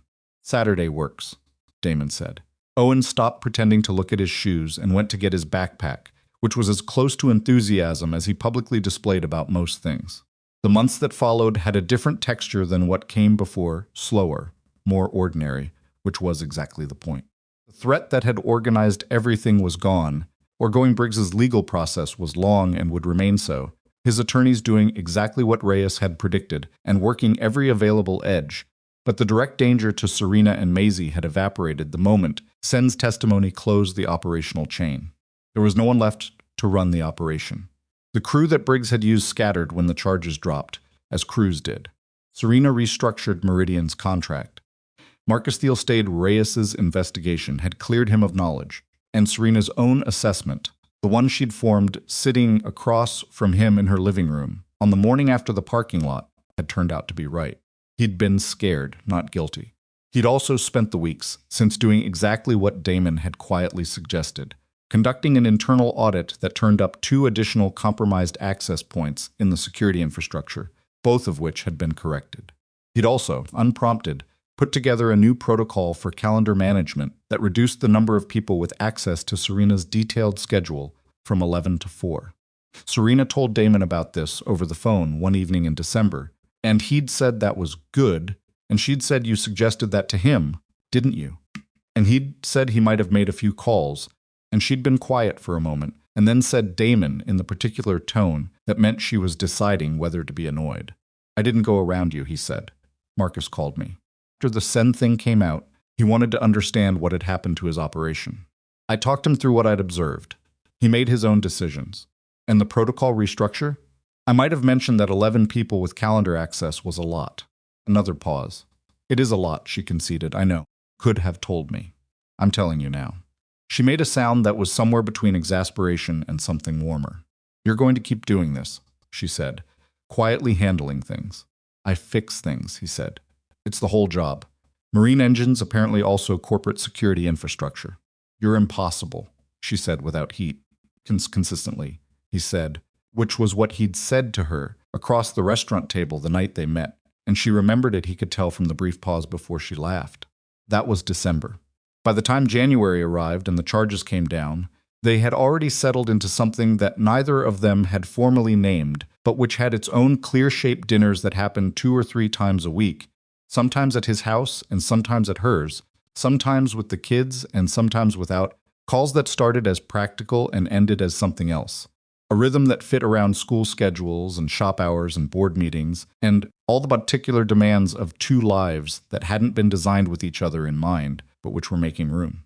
It wasn't seamless. Nothing was. The first real argument happened in February, which was late enough that they'd had time to build the specific kind of comfort that made an argument possible. It was about Owen, obliquely, and about Damon's habit of making decisions without full disclosure, which Serena had been patient about for 3 months and had reached the end of her patience with. Started over something small, Damon had rearranged a Saturday that they'd planned together, because Owen had a baseball tryout that had been rescheduled without notice, and he'd texted Serena about it the morning of, rather than calling, and Maisie had been looking forward to it and had cried, briefly, which Serena had managed, and which had left Serena's jaw set in the particular way that meant something was being controlled rather than resolved. They talked that evening, after both kids were settled. Serena was at his kitchen table with tea she'd stopped drinking. He was across from her with coffee. "It's not about Saturday," she said. "I know." "It's about the fact that you make adjustments without treating me like someone whose schedule and daughter's expectations are part of the calculation." She wasn't raising her voice. She was worse than raising her voice, she was precise. "You handled Marcus without telling me. You managed the communication with Reyes in ways I only found out about after. You rearranged today and sent a text. The tryout was rescheduled at 7 in the morning," he said. "I know when it was rescheduled. That's not the point." She wrapped both hands around the mug. "I have spent 3 years making every decision about Maisie's world alone. I am very good at being alone in that. What I don't know how to do yet is," she stopped, started again. "I don't know how to expect someone to be part of it. And when you disappear into your own decision-making process and surface with the results, it reinforces the aloneness instead of—" She stopped again. He sat with that for a moment. Instead of being the other person in the room, he said, She looked at him. Yes, he thought about it honestly, the way she deserved. "I spent 11 years in a job where the decisions I made in isolation directly affected whether people came home," he said. "And then I spent 4 years making every call for Owen alone, same as you. I default to solo processing. I do it without thinking. I know, that's not an excuse. I know that too." She looked at her tea. "I'm not asking you to be a different person. I'm asking you to include me. In the process, not just the results." "Okay," he said. She looked up. "Okay, yeah." He turned his coffee cup in a slow circle. "You're right. I'll work on it." She seemed to be waiting for more, for a qualification, a reversal, something defensive, and when none came, something in her expression shifted. Picked up her tea. "That was easier than I expected," she said. "Did you want it to be harder?" "A little bit, honestly." A pause. "I had more points." "You can make them anyway," he said. "Probably valid."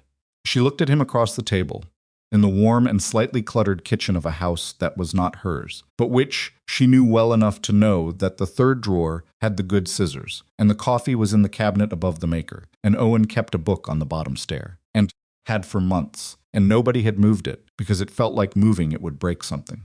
"You're strange," she said. Same words as the restaurant parking lot, different weight. "You've mentioned that," he said. She almost smiled. "I'm keeping a list." Owen and Maisie's relationship required no management and no encouragement, and very little adult intervention, which was either a great gift or evidence that the two of them were operating on their own frequency that the adults weren't fully tuned into. Probably both. They argued constantly. Not badly, not the deep-cutting kind, but with the frequency and low stakes of two people who were entirely comfortable with each other and had no particular concern about the other person leaving. Maisie had opinions on nearly everything and delivered them as established fact. Owen had the habit of constructing careful counter-arguments that he believed were logical, and which Maisie found hilarious, which annoyed him, which she found more hilarious.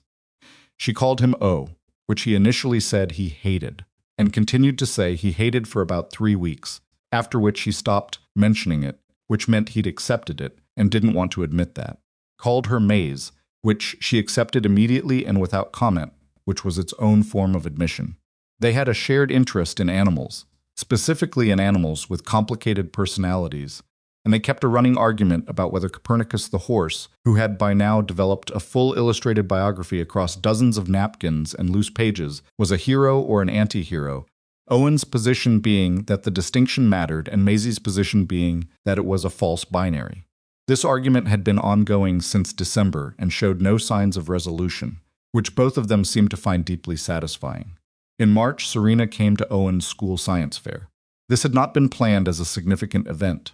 Owen had a project, a model demonstrating water pressure principles applied to marine engine cooling systems, which he had built with Damon over 3 weekends, and which was excellent, partly because it was genuinely clever, and partly because Owen had insisted on making all the labels himself in handwriting, that Damon privately thought was better than his own.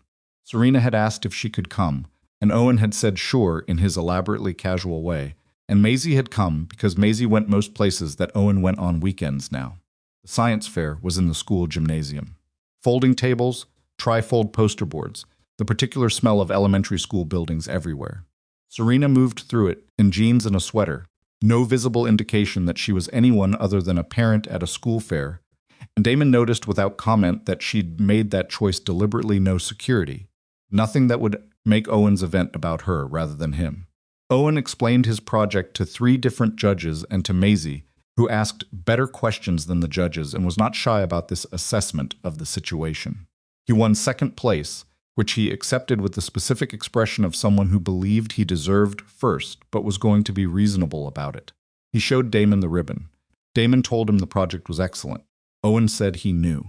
Serena told Owen his analysis of the pressure differential was genuinely sophisticated for his grade level, and she said it simply, without the particular inflation adults sometimes put into compliments for children, and Owen looked at her with an expression that had several things in it and said, "Thanks. I wasn't sure if the math was right." "The math was right," Serena said.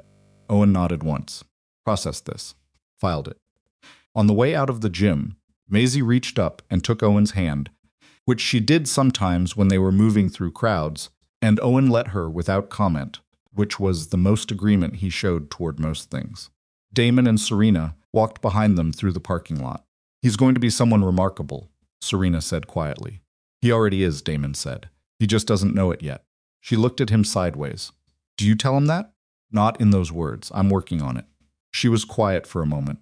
"My father never told me. I found out from other people." She said it without particular weight, as a fact rather than a wound.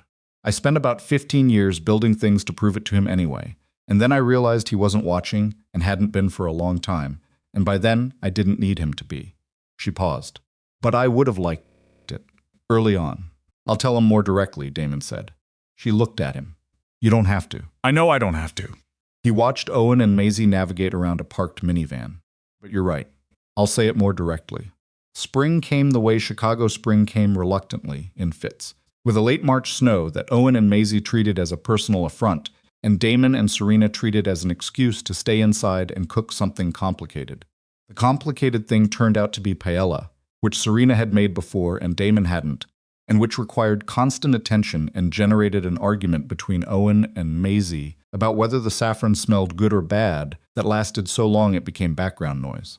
They ate at Damon's table, all 4 of them, with the particular comfortable disorder of a meal that had been assembled by 2 people who cooked differently and had learned to work around each other in a kitchen. The paella was uneven excellent in some bites, slightly oversalted in patches. Nobody cared. Maisie ate everything on her plate and part of Owen's, which he allowed without being asked. These were the months that built the thing neither of them had dared architect directly.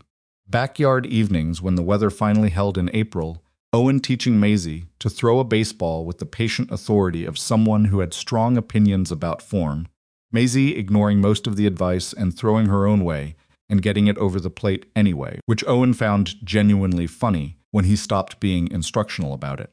Saturday mornings at the shop, Maisie having claimed a specific stool as hers, bringing her drawing materials and continuing the Copernicus Chronicles while Damon worked, and Owen explained things to her without being asked. Sunday mornings when Serena brought coffee and Damon made pancakes, first attempt usually imperfect, Owen's job to report the damage, Maisie's job to eat the damaged ones first and declare them acceptable. Serena's company moved through the Briggs aftermath with the specific care of an organization that had been shaken and was rebuilding its confidence. There were investors to reassure, and a board to reconstruct, and the patent licensing structure to reestablish on terms that Serena controlled. She handled it the way she handled most things systematically, without visible panic, with the occasional late night that she didn't mention unless Damon asked directly, and which she was learning to mention when he asked, because that was what he'd asked her for. She hired 2 new board members in April, both with independent track records, neither with connections to anything adjacent to Aldercroft. The Briggs legal process moved slowly through the system, his attorneys finding every procedural inch available. Core charges held, and Reyes had been right. The documentation was deep enough that the working of edges didn't change the foundation. In May, Serena was named to a federal advisory panel on enterprise data security. She told Damon about it at his kitchen table on a Tuesday evening while he was finishing the dishes, and he turned around and said, "That's significant." And she said, "It's mostly meetings." And he said, "You're being modest." And she said, "I'm being accurate." And he said both, and she looked at him for a moment, and then said, "Thank you for knowing the difference." He didn't know what to do with that, so he finished the dishes. She was watching him from the table with the expression she'd developed. He'd noticed it, appearing sometime in March, that was quietly proprietary in a way she didn't seem entirely aware of. Like he was something she'd found that she intended to keep. He'd found himself with a version of the same expression, according to his sister, who had mentioned it twice, and whom he'd told to mind her own business both times. The school family event happened on a Friday in early June. It was the kind of event that elementary schools organized with maximum ambition and mixed results, a family creative arts afternoon. Parents encouraged to attend, children presenting work from the year. Owen's school and Maisie's school were separate institutions, but Maisie's school's event had been scheduled first, and Serena had mentioned it, and Owen had said without particular preamble that he wanted to go, which was the clearest expression of intention he typically offered on anything. So they went, all 4 of them, on a warm early June afternoon with the windows down on the drive over, and Owen explaining to Maisie the specific criticisms he had of her school's dismissal process, which he had observed once and found inefficient, and Maisie explaining that she had no interest in his opinions about her school's dismissal process, and the 2 of them continuing this conversation with great energy for 11 minutes, while Damon and Sarissa said almost nothing in the front seats and communicated a great deal anyway in the particular wordless channel that people developed after enough time. The event was in Maisie's school's art room, and the adjacent hallway drawings and paintings on display, small sculptures on tables, and in the corner of the hallway, a collection of family drawings on large paper. The assignment had been simple: draw the people who make you feel safe. Maisie's was hanging at the end of the row. She'd used her best crayons, the ones she kept separate from her regular drawing supplies. The figures were recognizable by the detail she'd put into each one, the careful attention she gave to the things that mattered. Her own figure first, dark hair, yellow raincoat she wore everywhere. Then Serena beside her, drawn with the particular way Maisie had of making her mother taller than she actually was, which said something. Then Owen, rendered with the serious face and the 2 big Cubs hat from the phone photo he'd shown Maisie once, because she'd asked to see it. And then, at the end of the row of figures, with a careful blue shirt that matched the one Damon had been wearing the first Saturday at the shop Damon. Underneath all 4 figures, in the careful handwriting of a 6-year-old who'd worked at it, "My family." Serena stood very still looking at it. Damon stood beside her. He looked at the drawing at the 4 figures in a row on the large paper, the careful detail, the yellow raincoat, Owen's hat, the blue shirt that his daughter had filed away and retrieved for this.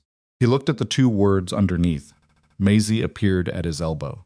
She'd come from across the room where her teacher had been showing her something, and she stood looking up at the drawing alongside them, evaluating her own work with the critical eye she brought to everything. "Is it okay?" she asked. She was asking both of them, but she was looking at Damon. He crouched down to her level, the way he had across the restaurant table on the first night, getting himself where she could see him straight on, and looked at her directly. "It's more than okay," he said. "I wasn't sure about the blue shirt," she said. "I couldn't remember if it was blue or gray." "Blue," he said. "I know," she said. "I remembered right." She looked at the drawing one more time, satisfied, and then spotted a friend across the room and was gone. yellow raincoat disappearing into the crowd of children with the complete unsentimental efficiency of 6-year-olds everywhere. Damon stood back up. Serena hadn't moved. She was still looking at the drawing, and she was not going to cry here. He could see her deciding that, and also see that it was a close thing. "Hey," he said quietly. She turned to look at him. She didn't say anything, and he didn't say anything. And Owen appeared on Damon's other side and looked at the drawing with the evaluating expression he brought to most things and said, "She got my hat right," which was true, and which broke whatever the moment had been into something more manageable. "She studied the photo," Damon said. "I know," Owen said. "She asked me to send it to her." Damon looked at his son. "When March?" Owen said it like this was obvious. "She said she was going to do the drawing eventually, and she wanted to get it right." He looked at the drawing one more time. "She put me in the right order. I'm in the middle." Serena made a sound that was partly a laugh and partly something else and pressed her fingers briefly to her mouth. Owen, who had the social intelligence to recognize when adults needed a moment, said he was going to get a cookie from the table by the door and walked away with the deliberate coolness of someone giving people space while appearing not to. 8 years old. Damon watched him go. He told her to send him the photo, Serena said. Her voice was carefully level. "In March," Damon said. They were both quiet for a moment, looking at the space Owen had occupied. "Keep thinking I know how this is going," Serena said. "And then something happens and I realize I had no idea." "Yeah," Damon said. She looked at the drawing one more time. At the 4 figures. At the 2 words underneath. "I'm not ready to call it that yet," she said. Out loud. To them. She meant family. "I don't want to name it before it's ready to hold the weight," he said. She looked at him. "Yes, I know." He looked at the blue shirt in the drawing. "We don't have to name it. It's already there." She reached out and took his hand, just took it. Simple and direct, the way she did some things when she stopped thinking about them, and held it for a moment, looking at the drawing. Maisie's 4 figures in a row. The careful lettering underneath. The blue shirt she'd gotten right. They drove home in the early summer evening. All 4 windows down. Owen and Maisie, arguing about something completely different now, whether the color red or the color blue was more useful in emergency situations, a debate that had no clear origin and no foreseeable conclusion, and Damon drove and Serena had her arm on the window ledge and the city moved past them, still lit at 7 o'clock, long summer light on the buildings. At a red light she looked at him. He looked back. The light changed. He thought about the drawing, about the blue shirt, about a 6-year-old who'd filed away the detail in March and kept it and used it in June, because she wanted to get it right. About Owen, who had asked her to send the photo and had never mentioned it, who had put himself in the middle and found that accurate. He thought about the restaurant table, the 2 chairs, cold coffee he'd been about to leave behind. He thought about Serena's face when the door had opened breathless, rain damp, braced for disappointment, and the way she'd said, "If this is too complicated, we can leave," and meant it. And he'd pulled out 2 chairs anyway. He thought about what it cost, staying. How it wasn't the dramatic version of hard. It wasn't the hard of operations or physical danger or any of the things his body knew how to withstand. It was the other kind. The daily kind. The kind that asked you to keep showing up even when you were tired, to say more than you defaulted to saying, to make room in a life you'd organized around its own absence, and trust that the disruption was worth what came with it. He wasn't sure yet. He was becoming sure. That was different from certainty. It was also more honest than certainty would have been. Owen had gone quiet in the back seat, which meant he was thinking about something. Maisie had apparently decided the color debate was resolved in her favor and was looking out the window at the neighborhoods, passing new to her, not to him, the familiar suburban streets that he'd driven 1,000 times alone. "Damon," Maisie said. He looked in the rearview mirror. "Yeah. When we get home, can we have the leftover paella?" Owen said, "That's not your house. You can't just..." And Maisie said, "I'm asking." "Oh, that's what asking is." And Owen considered this and conceded the point. Damon glanced at Serena. She was already looking at him, with the expression that had no name yet, but which he'd stopped trying to categorize and started simply recognizing the one that appeared when something happened that she hadn't expected and was glad about. "Yeah," he said. "We can have the paella." Maisie said good, with the satisfaction of a concluded negotiation, and went back to looking out the window. Owen said nothing, which was his version of agreement. Car moved through the evening light, 4 people, and the particular comfortable noise of 2 children in the back seat, and Damon drove home the word arriving in his mind without announcement. Without ceremony, simply and precisely accurate, and for the first time in longer than he could exactly name, it felt like the right word for where they were all going. Not because everything was resolved or simple or guaranteed, but because Maisie had drawn 4 figures and written 2 words, and gotten the blue shirt right. And that was already the truth, regardless of what anybody called it. The summer passed the way good summers did, when you weren't watching for them to end in pieces, each one ordinary enough on its own but accumulating into something that only made sense when you looked back at it. There was the 4th of July at Damon's backyard, which had started as a small thing and become less small when Serena's assistant sent a food order that was enough for 12 people, which Serena claimed was a miscommunication, and which Damon suspected was Serena's version of going all in without saying so directly. Owen and Maisie sat on the back steps eating watermelon and arguing about which fireworks were the best ones, Maisie's position being the loud ones, Owen's being the ones that lasted longest in the sky, which was such a precise reflection of their personalities that Damon stood at the grill and thought about it for a long moment before he could pay attention to the food again. There was a long weekend in August when Damon's shop closed for equipment maintenance, and Serena took 4 days off, genuinely off. Phone calls managed by her assistant, laptop not opened, and the 4 of them drove to a lake house in Wisconsin that belonged to a college friend of Serena's. The house was older and slightly damp, and the dock had a board that needed replacing, and Damon fixed it the first morning because he couldn't look at a fixable thing and not fix it, which Serena had stopped pointing out and simply accepted as a feature. Maisie caught her first fish off that dock, a small bass that she held up with both hands, and the expression of someone who had accomplished something genuinely significant. Owen took the photo because he'd appointed himself the trip photographer with nobody's input, using Damon's old phone with a cracked corner that he'd been given on a temporary basis, and the photo was slightly crooked and perfectly framed and captured Maisie's expression exactly. Serena had it printed and framed when they got home. Put it in the kitchen. Damon saw it there one evening in September and stood looking at it for a moment, the crooked frame, the enormous fish pride in Maisie's face, and thought about Owen composing the shot with the old phone, making sure to get the light right, saying nothing about any of it. He thought about that a lot. The question of what they were to each other, all 4 of them, and all the combinations had been sitting in the background of the year without being forced. Damon hadn't pushed it. Serena hadn't pushed it.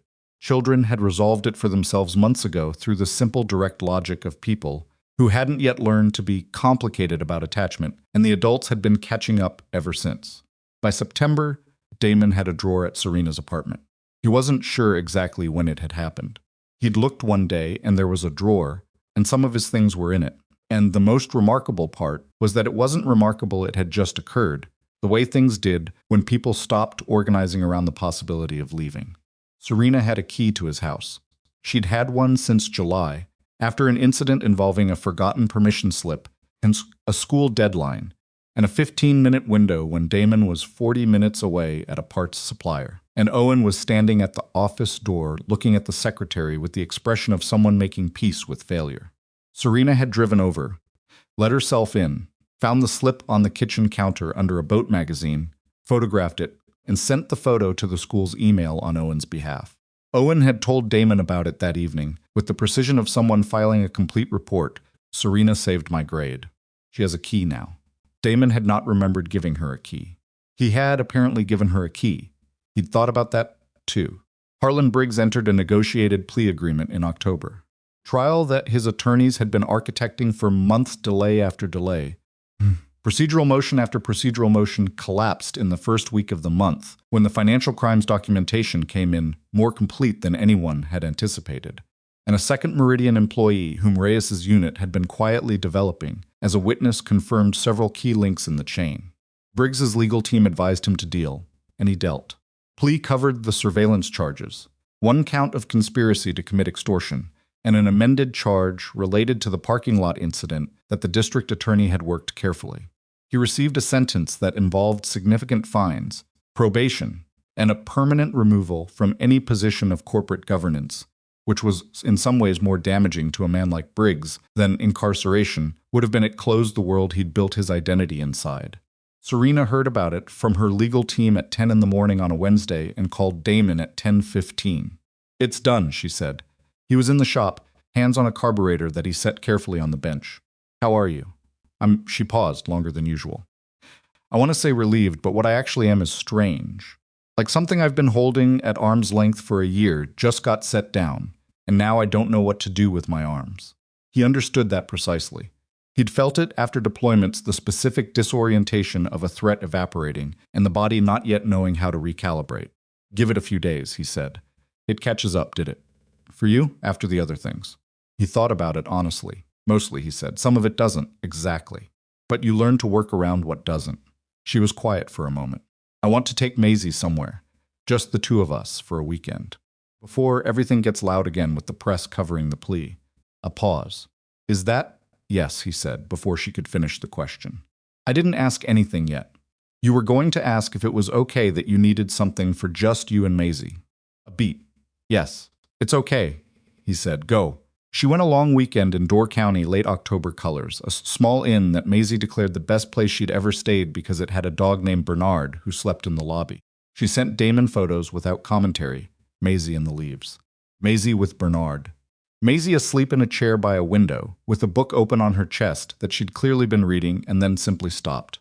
He sent them to Owen, who saved them without being asked. Press coverage of the plea was managed efficiently by Serena's communications team, and was less dramatic than it might have been. Briggs was not famous enough for it to be a major story, and Serena's team framed it as a legal matter fully resolved and declined further comment.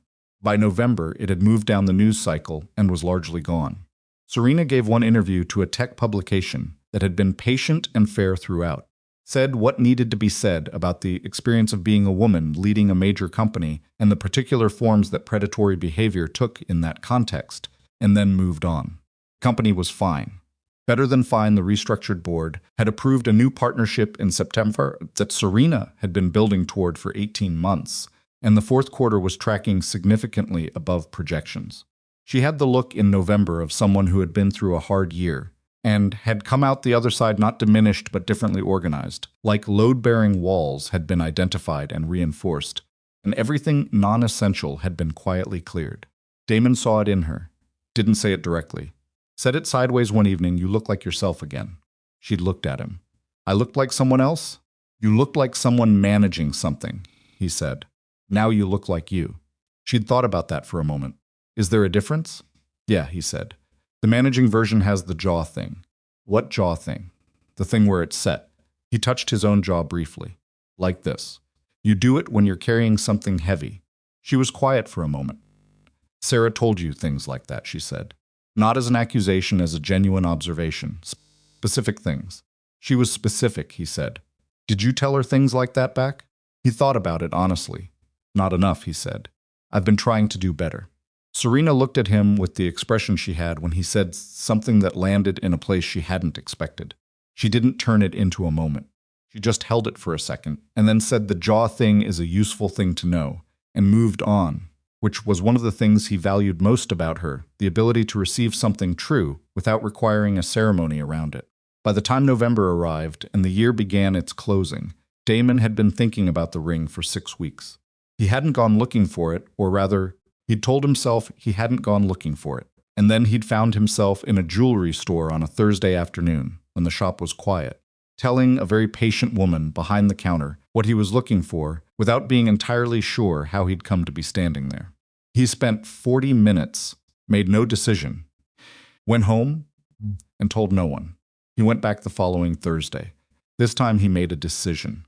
He brought the ring home and put it in the third drawer of his dresser, which was the drawer that held things he didn't want Owen to find while rummaging, and he closed the drawer and didn't think about it obsessively, which was a lie. He thought about it at moderate frequency, and managed the frequency by having work to do, which had always been his solution to most things. What he hadn't expected was Owen. Owen found out not because he went looking, he genuinely hadn't been looking, a fact Damon confirmed by asking directly, but because Owen, with the systematic precision that characterized everything he did, had been making a list. He presented it on a Saturday morning in November, while Damon was making coffee, laying a folded piece of paper on the counter with the seriousness of someone filing documentation. Damon unfolded it. It was a list in Owen's careful handwriting. Top it said simply reasons. Below were 11 items, ranging from she fixed the permission slip to she knows what the transom is and asks about it like she actually wants to know to Maisie is the first person I've met who argues correctly to, at the bottom, I think you're different when she's here. Better different. Damon read it twice. What is this? He asked.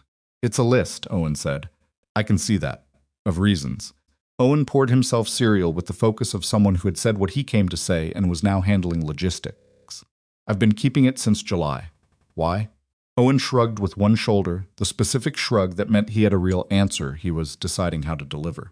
Because I wanted to have it ready, he said, in case you needed it. Damon set the paper down on the counter. He thought about the list Owen had been keeping since July quietly, privately, in that room of his where he processed things before he was ready to present them. He thought about the photo of Maisie and the fish, crooked frame on Serena's kitchen wall. He thought about the science fair and the second-place ribbon, and the way Owen had said thanks. I wasn't sure if the math was right to someone whose opinion he'd decided mattered. I don't need it, Damon said. Owen looked at him. Okay, I already know. Owen nodded once the compact certain nod that was the most him thing. I know you know, he said. I just wanted you to have it in writing. Damon looked at his son across the kitchen for a moment. 8 years old, going on something considerably older, holding a cereal bowl with both hands, and looking back at him with Sarah's eyes and his own particular steady certainty. You're a good kid, Damon said. Owen considered this. I'm an excellent kid, he said. There's a difference. Damon laughed, actually laughed, the kind that surprised him, and Owen allowed himself a small, satisfied smile and carried his cereal to the table. Serena booked the restaurant in secret on the 2nd of November.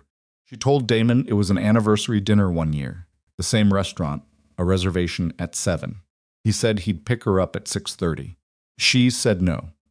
She'd meet him there. And something in the way she said it should have told him. Something was different. But he was busy that week with a complicated restoration job and managed to be genuinely unsuspecting, which she later told him was either endearing or an indication of a blind spot he should work on. He was not the last one to arrive this time. He was there at 10 to 7, same table by the window, same view of the lake going dark in November. Coffee was hot. He looked at the chair across from him and thought about the man he'd been a year ago, wallet in hand, standing to leave, 30 seconds from missing all of it. He almost smiled at that. He heard the door, he turned.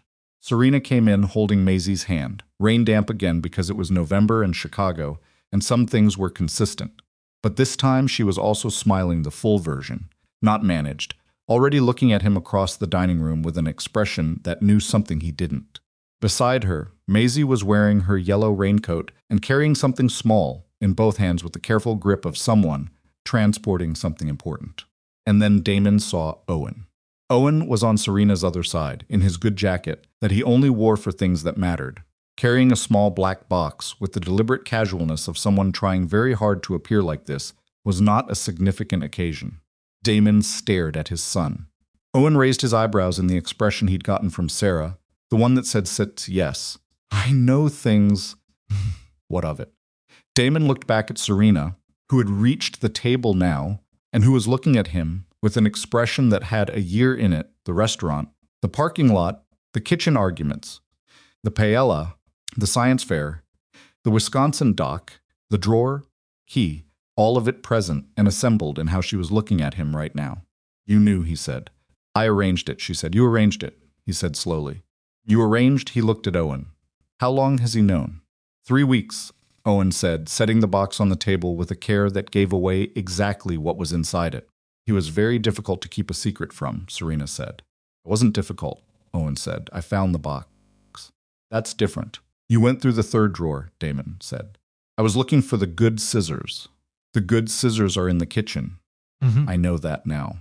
Maisie, who had been waiting with the patience of someone who had been extensively briefed on her role and was taking it seriously, held out what she'd been carrying, a small bouquet of flowers, the kind you got from a grocery store.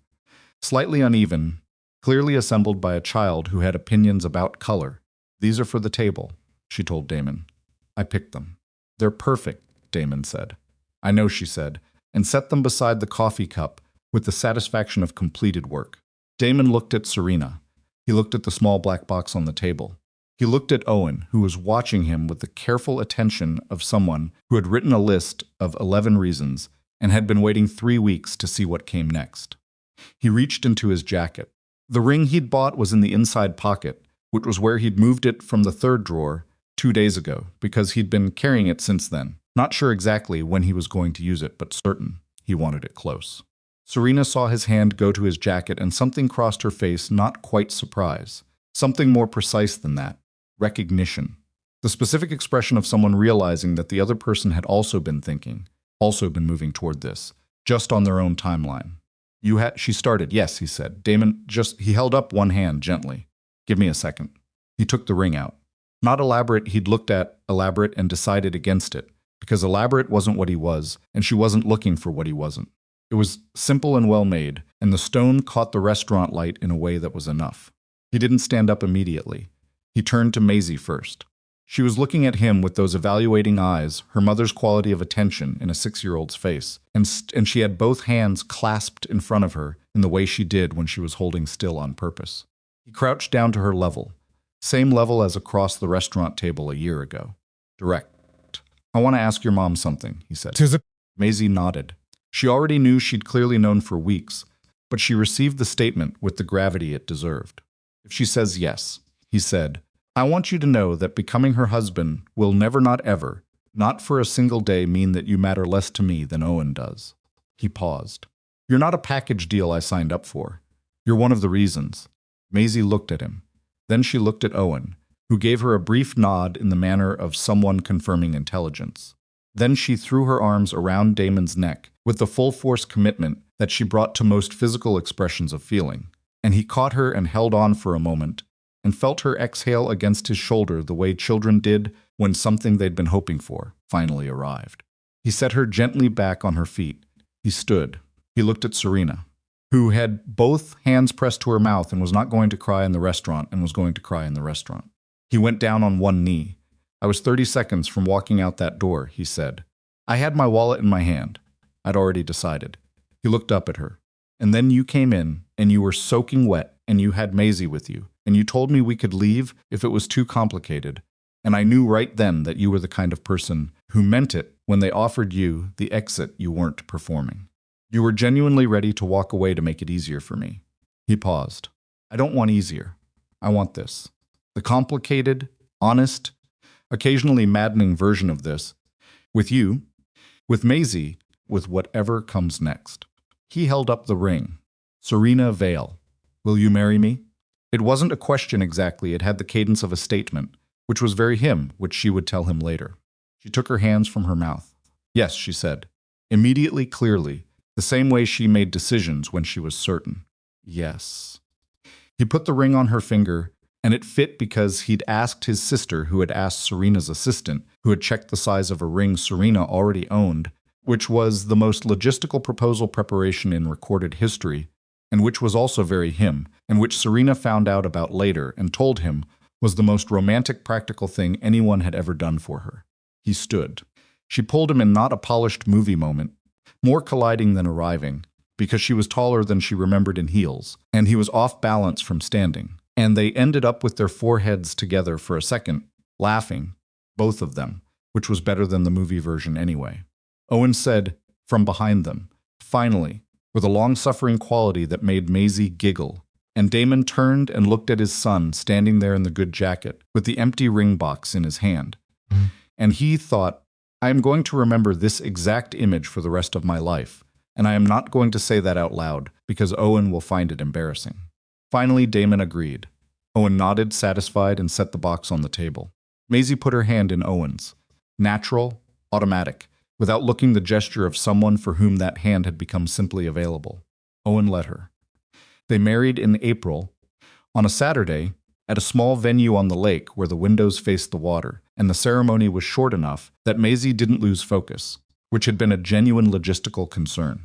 There were 43 people. Damon's sister cried before the ceremony started and would not fully admit to this afterward. Serena's assistant cried openly and made no effort to hide it.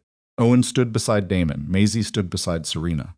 The officiant was a judge who'd been a friend of Serena's law school roommate, a compact woman in her 60s who had married several hundred people and still managed to look like each one was interesting to her, which Damon's respected. The vows were the standard ones, and then some additional words they'd each written themselves, which they'd agreed not to share with each other beforehand because both of them did better without preparation time. Damon went first. He'd written 3 drafts and thrown all of them out, and what he said was more or less what he'd arrived at in the shower that morning, which was, "I'm not good at this kind of talking. You know that. But I want to say in front of everyone here that you made me want to stay, and I don't mean stay in a marriage. I mean stay in general, present, available, in the room. You and Maisie and Owen made it clear that the staying was worth more than anything else I might have done with the leaving, and I want to spend the rest of my life proving that I understand that." Owen studied his shoes. He was not going to show anything, but his jaw worked once in the specific way that meant he'd heard something and was processing it. Serena's vows were longer she'd actually prepared, because she prepared for things, and the preparation showed in the best way, structured and specific and landing in places that made several people in the first 2 rows inhale quietly. What she ended with was, "I came to that restaurant ready to leave. I almost didn't come at all. I was so tired of being disappointed by people who couldn't see the whole thing, who saw the company, or saw Maisie as a complication, or saw me as a category rather than a person. And you walked in and you were just a person, tired and real and not performing any version of yourself. And you pulled out 2 chairs. She paused. That's still the thing. 2 chairs. Anyone can make a gesture. You just made room. That's all I ever needed." Damon looked at her across the small space between them and thought about the man he'd been at that table, cold coffee, wallet out, 30 seconds from proving that she was right to expect disappointment. He was glad he'd stayed in the chair. The judge said what judges say, and they said what was required, and then it was done not with fanfare, just with finality, the quiet click of something becoming official that had already been true for months. Maisie, because she was Maisie, had brought her own flowers, a small bunch she'd been holding through the whole ceremony, separate from the formal arrangements, that she'd picked out herself from the same grocery store floral section as the anniversary bouquet. When it was over, she walked up between them and held the flowers out to Damon. "These are for you," she said. "Not for the table. For you." He took them. She looked satisfied and went back to Owen, who put his arm around her shoulders with the ease of someone who had been doing that for a year. "Here is what nobody tells you about building a family from pieces. It doesn't announce itself. There's no moment when it becomes official in the way that matters most. The legal moment is real, the ceremony, the paperwork, the names changed or kept or hyphenated according to what each person decided, but the moment that actually counts is quieter than that and usually happens when nobody's watching." Damon understood this in the abstract. He came to understand it specifically on a Tuesday evening in October, 8 months after the wedding, when he was sitting at the kitchen table paying bills, and Maisie came in from her room in her pajamas, with a book she'd been reading, and sat down across from him without any preamble, and started reading at the table the way Owen did just present, not requiring anything, choosing the room he was in because it was the room she wanted to be in. Paid the bills. She read her book. After 20 minutes, she said, without looking up, "O says you used to be a soldier." "Used to be," he said. "Were you scared?" He thought about the honest answer. "Sometimes," he said. "The smart ones were, usually." She considered this, still reading. "Are you scared now?" "Of what?" She looked up. She had Serena's eyes and her own particular directness, and she was 7 now, 7.5, with the beginning of the age when children started asking the questions that adults had learned to stop asking because the answers were too large. "Of this," she said. She gestured at the kitchen, the table. The bills, the house, the general accumulation of a life. Being here, being ours. He put down the pen. He thought about what she was actually asking, which was not about fear in the abstract, but about permanence, whether this was real, whether he was going to be there, whether the family she'd drawn on a piece of paper in a school hallway was the actual thing or just an approximation of it. "No," he said. "This is the thing I'm least scared of anything I've ever done." She looked at him for a moment with those evaluating eyes. "Okay," she said, and went back to her book. He went back to the bills. They sat at the table together for another 40 minutes until Serena came home, and Owen came down from his room for dinner, and the kitchen became what it had become, loud, in the particular way of 4 people who were all comfortable enough to take up space without managing it. Serena stood at the counter, reading something on her phone, with the focused frown she got when something at the company needed attention, and Damon said, "Food's ready," and she said, "2 minutes," and he said, "Now." And she said, "I heard you," and put the phone down. And Owen set the table without being asked, because he did that now, had done it for a year, and Maisie told everyone about the book she was reading, with the comprehensive enthusiasm of someone who assumed the entire room cared. And Owen disputed one of her plot points, and she disputed his dispute, and Damon put the food on the table, and they all sat down. The table was too small, technically. He kept meaning to replace it, and hadn't, and at this point, it had become a feature everyone slightly closer together than a larger table would allow, elbows occasionally overlapping. Kids' side of the table conducting a constant low-level territorial negotiation over space. Serena had told him once, early in the year, that she loved this table. He'd looked at her. "It's falling apart," he'd said. "I know," she'd said. "I love it anyway." He'd thought about getting a new one for about a week, and then stopped thinking about it. The marine restoration business had grown quietly through the year. Damon had taken on a second mechanic in the spring, a 28-year-old named Torres, who was excellent with engines, and who had the specific quality of finding problems before they became failures, which was the most important quality in the work. The shop was busy in a way it hadn't been before, partly word of mouth, and partly a contract with a small sailing club on the North Shore that had turned into steady quarterly work. Serena had offered capital twice. Both times Damon had thanked her and declined. She'd understood, eventually not immediately, because her instinct was to solve problems with available resources. And she had available resources, and it looked like a problem. But he'd explained it once in the way he explained things he meant. It has to be mine. The building part has to be mine. It's not about money or pride. It's about I need to know I built something. She'd looked at him for a long moment, the way I needed to build Valex. Yes, she hadn't offered again. She'd also, he noticed, started asking about specific jobs, the restoration process, the timeline, the particular problems of a given engine, with the curiosity she brought to things that genuinely interested her. She'd come to the shop 3 times in the fall and stood at the workbench in clothes she didn't mind ruining and asked questions that were better every time. And Torres had told Damon after the second visit, with the directness of someone who had no professional reason to be diplomatic about it, that his wife was impressive. Damon had said he knew. Torres had said, "Does she know anything about combustion systems?" And Damon had said he'd ask her, and she'd said not yet, with the particular emphasis that meant she was interested in fixing that, and had arrived 2 weeks later with a book on marine combustion that she'd clearly already read half of because the spine was broken. The world she'd built and the world he'd built were becoming adjacent, not merged, not blurred, but neighboring, close enough to share weather. That first November, the one that started it all, Damon had been a man organized around an absence. Not dramatically, he wasn't broken in any visible way. He functioned well. Owen was cared for and loved and thriving in the specific ways that children did when they were consistently shown up for. But he had arranged himself around a missing thing and called it sufficiency, which was not the same as sufficiency. What he hadn't understood, what he'd had to learn through the particular education of being wrong, was that staying wasn't a diminishment of the person he'd been.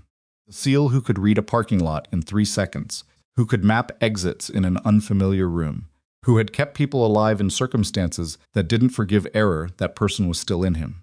He just stopped using those skills for the work they'd been designed for and started using them for this. For seeing when Maisie was frightened before she said so. For knowing when Owen was processing something heavy by the specific quality of his silence. For reading the shape of a situation before it became a crisis and making small adjustments that meant the crisis never came. He'd thought leaving the Navy was a closing. He'd been wrong. It was a redeployment. The work that mattered most, the daily, undramatic, imperfect work of being the person 4 people could count on, turned out to require everything he had. It was harder in some ways than anything he'd done before, because it didn't end and didn't forgive carelessness and didn't give you a debrief or a rotation home. You were always home. You were always on. He was not always good at it. He made decisions without consulting Serena still, sometimes, and she told him, and he worked on it. He had nights when the old instincts ran too loud and he sat in the kitchen at 2 a.m, with his hands around a cold cup and the dark outside and the house quiet and the weight of old things he couldn't entirely put down. He had mornings when Owen's particular silence registered as accusation rather than just silence, and he overcorrected with questions that Owen found exhausting, and they'd be snapped with each other until something broke the tension, usually Maisie, who had no patience for sustained emotional atmosphere and would walk into whatever room they were in and say something completely unrelated with total authority. Serena had her own version of the same trouble. The jaw thing appeared when the company pulled in too many directions at once. She disappeared into her phone at dinner sometimes and came back guilty, and Maisie would say, "Phone," in the tone of someone issuing a citation, and Serena would put it away. She was hard to reach in certain moods, not cold, just sealed, the way people got when they'd managed alone for long enough that their processing had become entirely internal. She was working on it. Damon knew because she told him, sometimes with words and sometimes by simply coming to find him in whatever room he was in and sitting near him without requiring anything, the way Maisie had come to the kitchen that Tuesday evening. Called it proximity therapy, which she'd said slightly sarcastically, and which she kept doing anyway. They were not a perfect family. They were four imperfect people who had found each other at a table for two in a lakeside restaurant on a rainy November night and made a decision, repeatedly and in different forms, to keep showing up. That was the whole thing. That was all of it. 1 year after the wedding, on an April Saturday, with the lake visible from the windows and the light doing what April light in Chicago did when it finally decided to arrive, they were at that same restaurant. All four of them. Maisie was 8 now. Her birthday had been in February, celebrated with a horse-themed party that Owen had declared excessive and secretly helped plan every detail of. Owen was 10, in the phase of becoming something longer and more angular, his voice doing preliminary things he found mortifying, and nobody commented on. The restaurant had given them the same table. Serena had requested it. They were looking at menus with the informed confidence of people who had eaten in enough places together to know what they wanted, without the performance of deliberation. Owen had questions about the fish preparation that the server answered with the kind of patience that the restaurant had apparently decided to build into their service model. Maisie ordered hot chocolate without looking at the menu because she always ordered hot chocolate here, and this was entirely intentional. On her part, she was keeping a tradition. "Does it come with marshmallows?" she asked. "Of course," the server said. She closed her menu with the satisfaction of someone who had confirmed what needed confirming. Damon looked around the table. The table that was too small. Technically, the restaurant table had the same problem as the kitchen table at home, all four of them slightly closer together than the geometry suggested. He looked at Owen, who was having a considered conversation with Serena about whether the renovation on a building he'd been watching, go up near his school, was going to be residential or commercial, and Serena was engaging with this as though it was the most interesting question raised today, which was one of her qualities that he'd never stopped noticing. She gave attention fully and without condescension to whatever was in front of her. He looked at Maisie, who was drawing on the back of the paper placemat. Always drew on the back of the paper placemat here. It was possible she was continuing the Copernicus Chronicles, which were now 2 years long and showed no sign of narrative resolution, which Damon had told her was a feature of good serialized fiction, and which she had agreed with immediately. He looked at the window. The November of a year ago, dark water, a black SUV making its third pass, 2 men in a parking lot who didn't fit the picture, the click of something in him that he'd thought was gone, returning with the automatic certainty of a thing that was never actually gone. The April of now, water catching the last of the afternoon light, no one watching the parking lot, nothing waiting outside. He reached across the table and put his hand over Serena's. She was mid-sentence with Owen about load-bearing walls, and she covered his hand with her other one without breaking the sentence, a gesture so natural it didn't require thought, the kind of physical language that people developed after enough time in the same space. Maisie looked up from her drawing. She looked at the hands. She looked at Damon. She looked at Owen, who had noticed too, and was demonstrating his noticing by paying very careful attention to the menu again. She looked back at her drawing, satisfied with the general situation, and added something to the placemat with her pen, a detail to whatever she was working on. Small and careful, getting it right. The marshmallow hot chocolate arrived. She received it with both hands, and the expression of someone for whom this specific cup, at this specific table, had specific meaning, not because the hot chocolate was extraordinary, but because the last time she'd sat here, she'd been a frightened 6-year-old holding her mother's hand in a restaurant where a man she'd never met had pulled out 2 chairs. She'd remembered that. She'd drawn it. She'd kept it.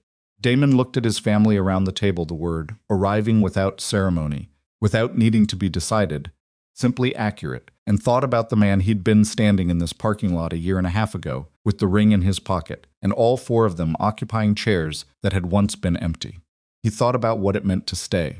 Not the romantic version of staying, the declaration, the gesture, the ceremony. The real version, Tuesday evenings, and the cold coffee, and the arguments about whose turn it was to deal with the thing that needed dealing with, and the mornings when it was hard and you did it anyway, because the people across the table had reorganized their entire lives around the assumption that you would. That was the whole work. It was the hardest thing he'd ever done and the most worth doing, and he was nowhere close to finished with it. Serena was laughing at something Owen said, genuine, the full version, the one that still occasionally surprised her out of itself. And Owen had the look he got when he'd made someone laugh in a way he hadn't fully intended, slightly pleased and slightly embarrassed. Maisie presented her drawing. It was the four of them. Again, the same four figures she'd drawn in the school hallway, but better this time, more detailed, 2 years more practiced, the yellow raincoat carefully shaded, Owen's hat sitting at the exact angle it actually sat, Serena's height accurate this time, and Damon in the blue shirt she'd gotten right from the very beginning. Underneath, in handwriting considerably more refined than the first time, still my family. Always. Damon looked at it for a long moment. He thought about the 30 seconds when he'd almost left. He thought about the door opening and a breathtaking, rain-damp, breathless woman coming through it, holding a frightened little girl's hand, braced for the exit she'd already offered him. Thought I was so close to missing this. And then he stopped thinking about it, because the food arrived, and Owen had another question about something.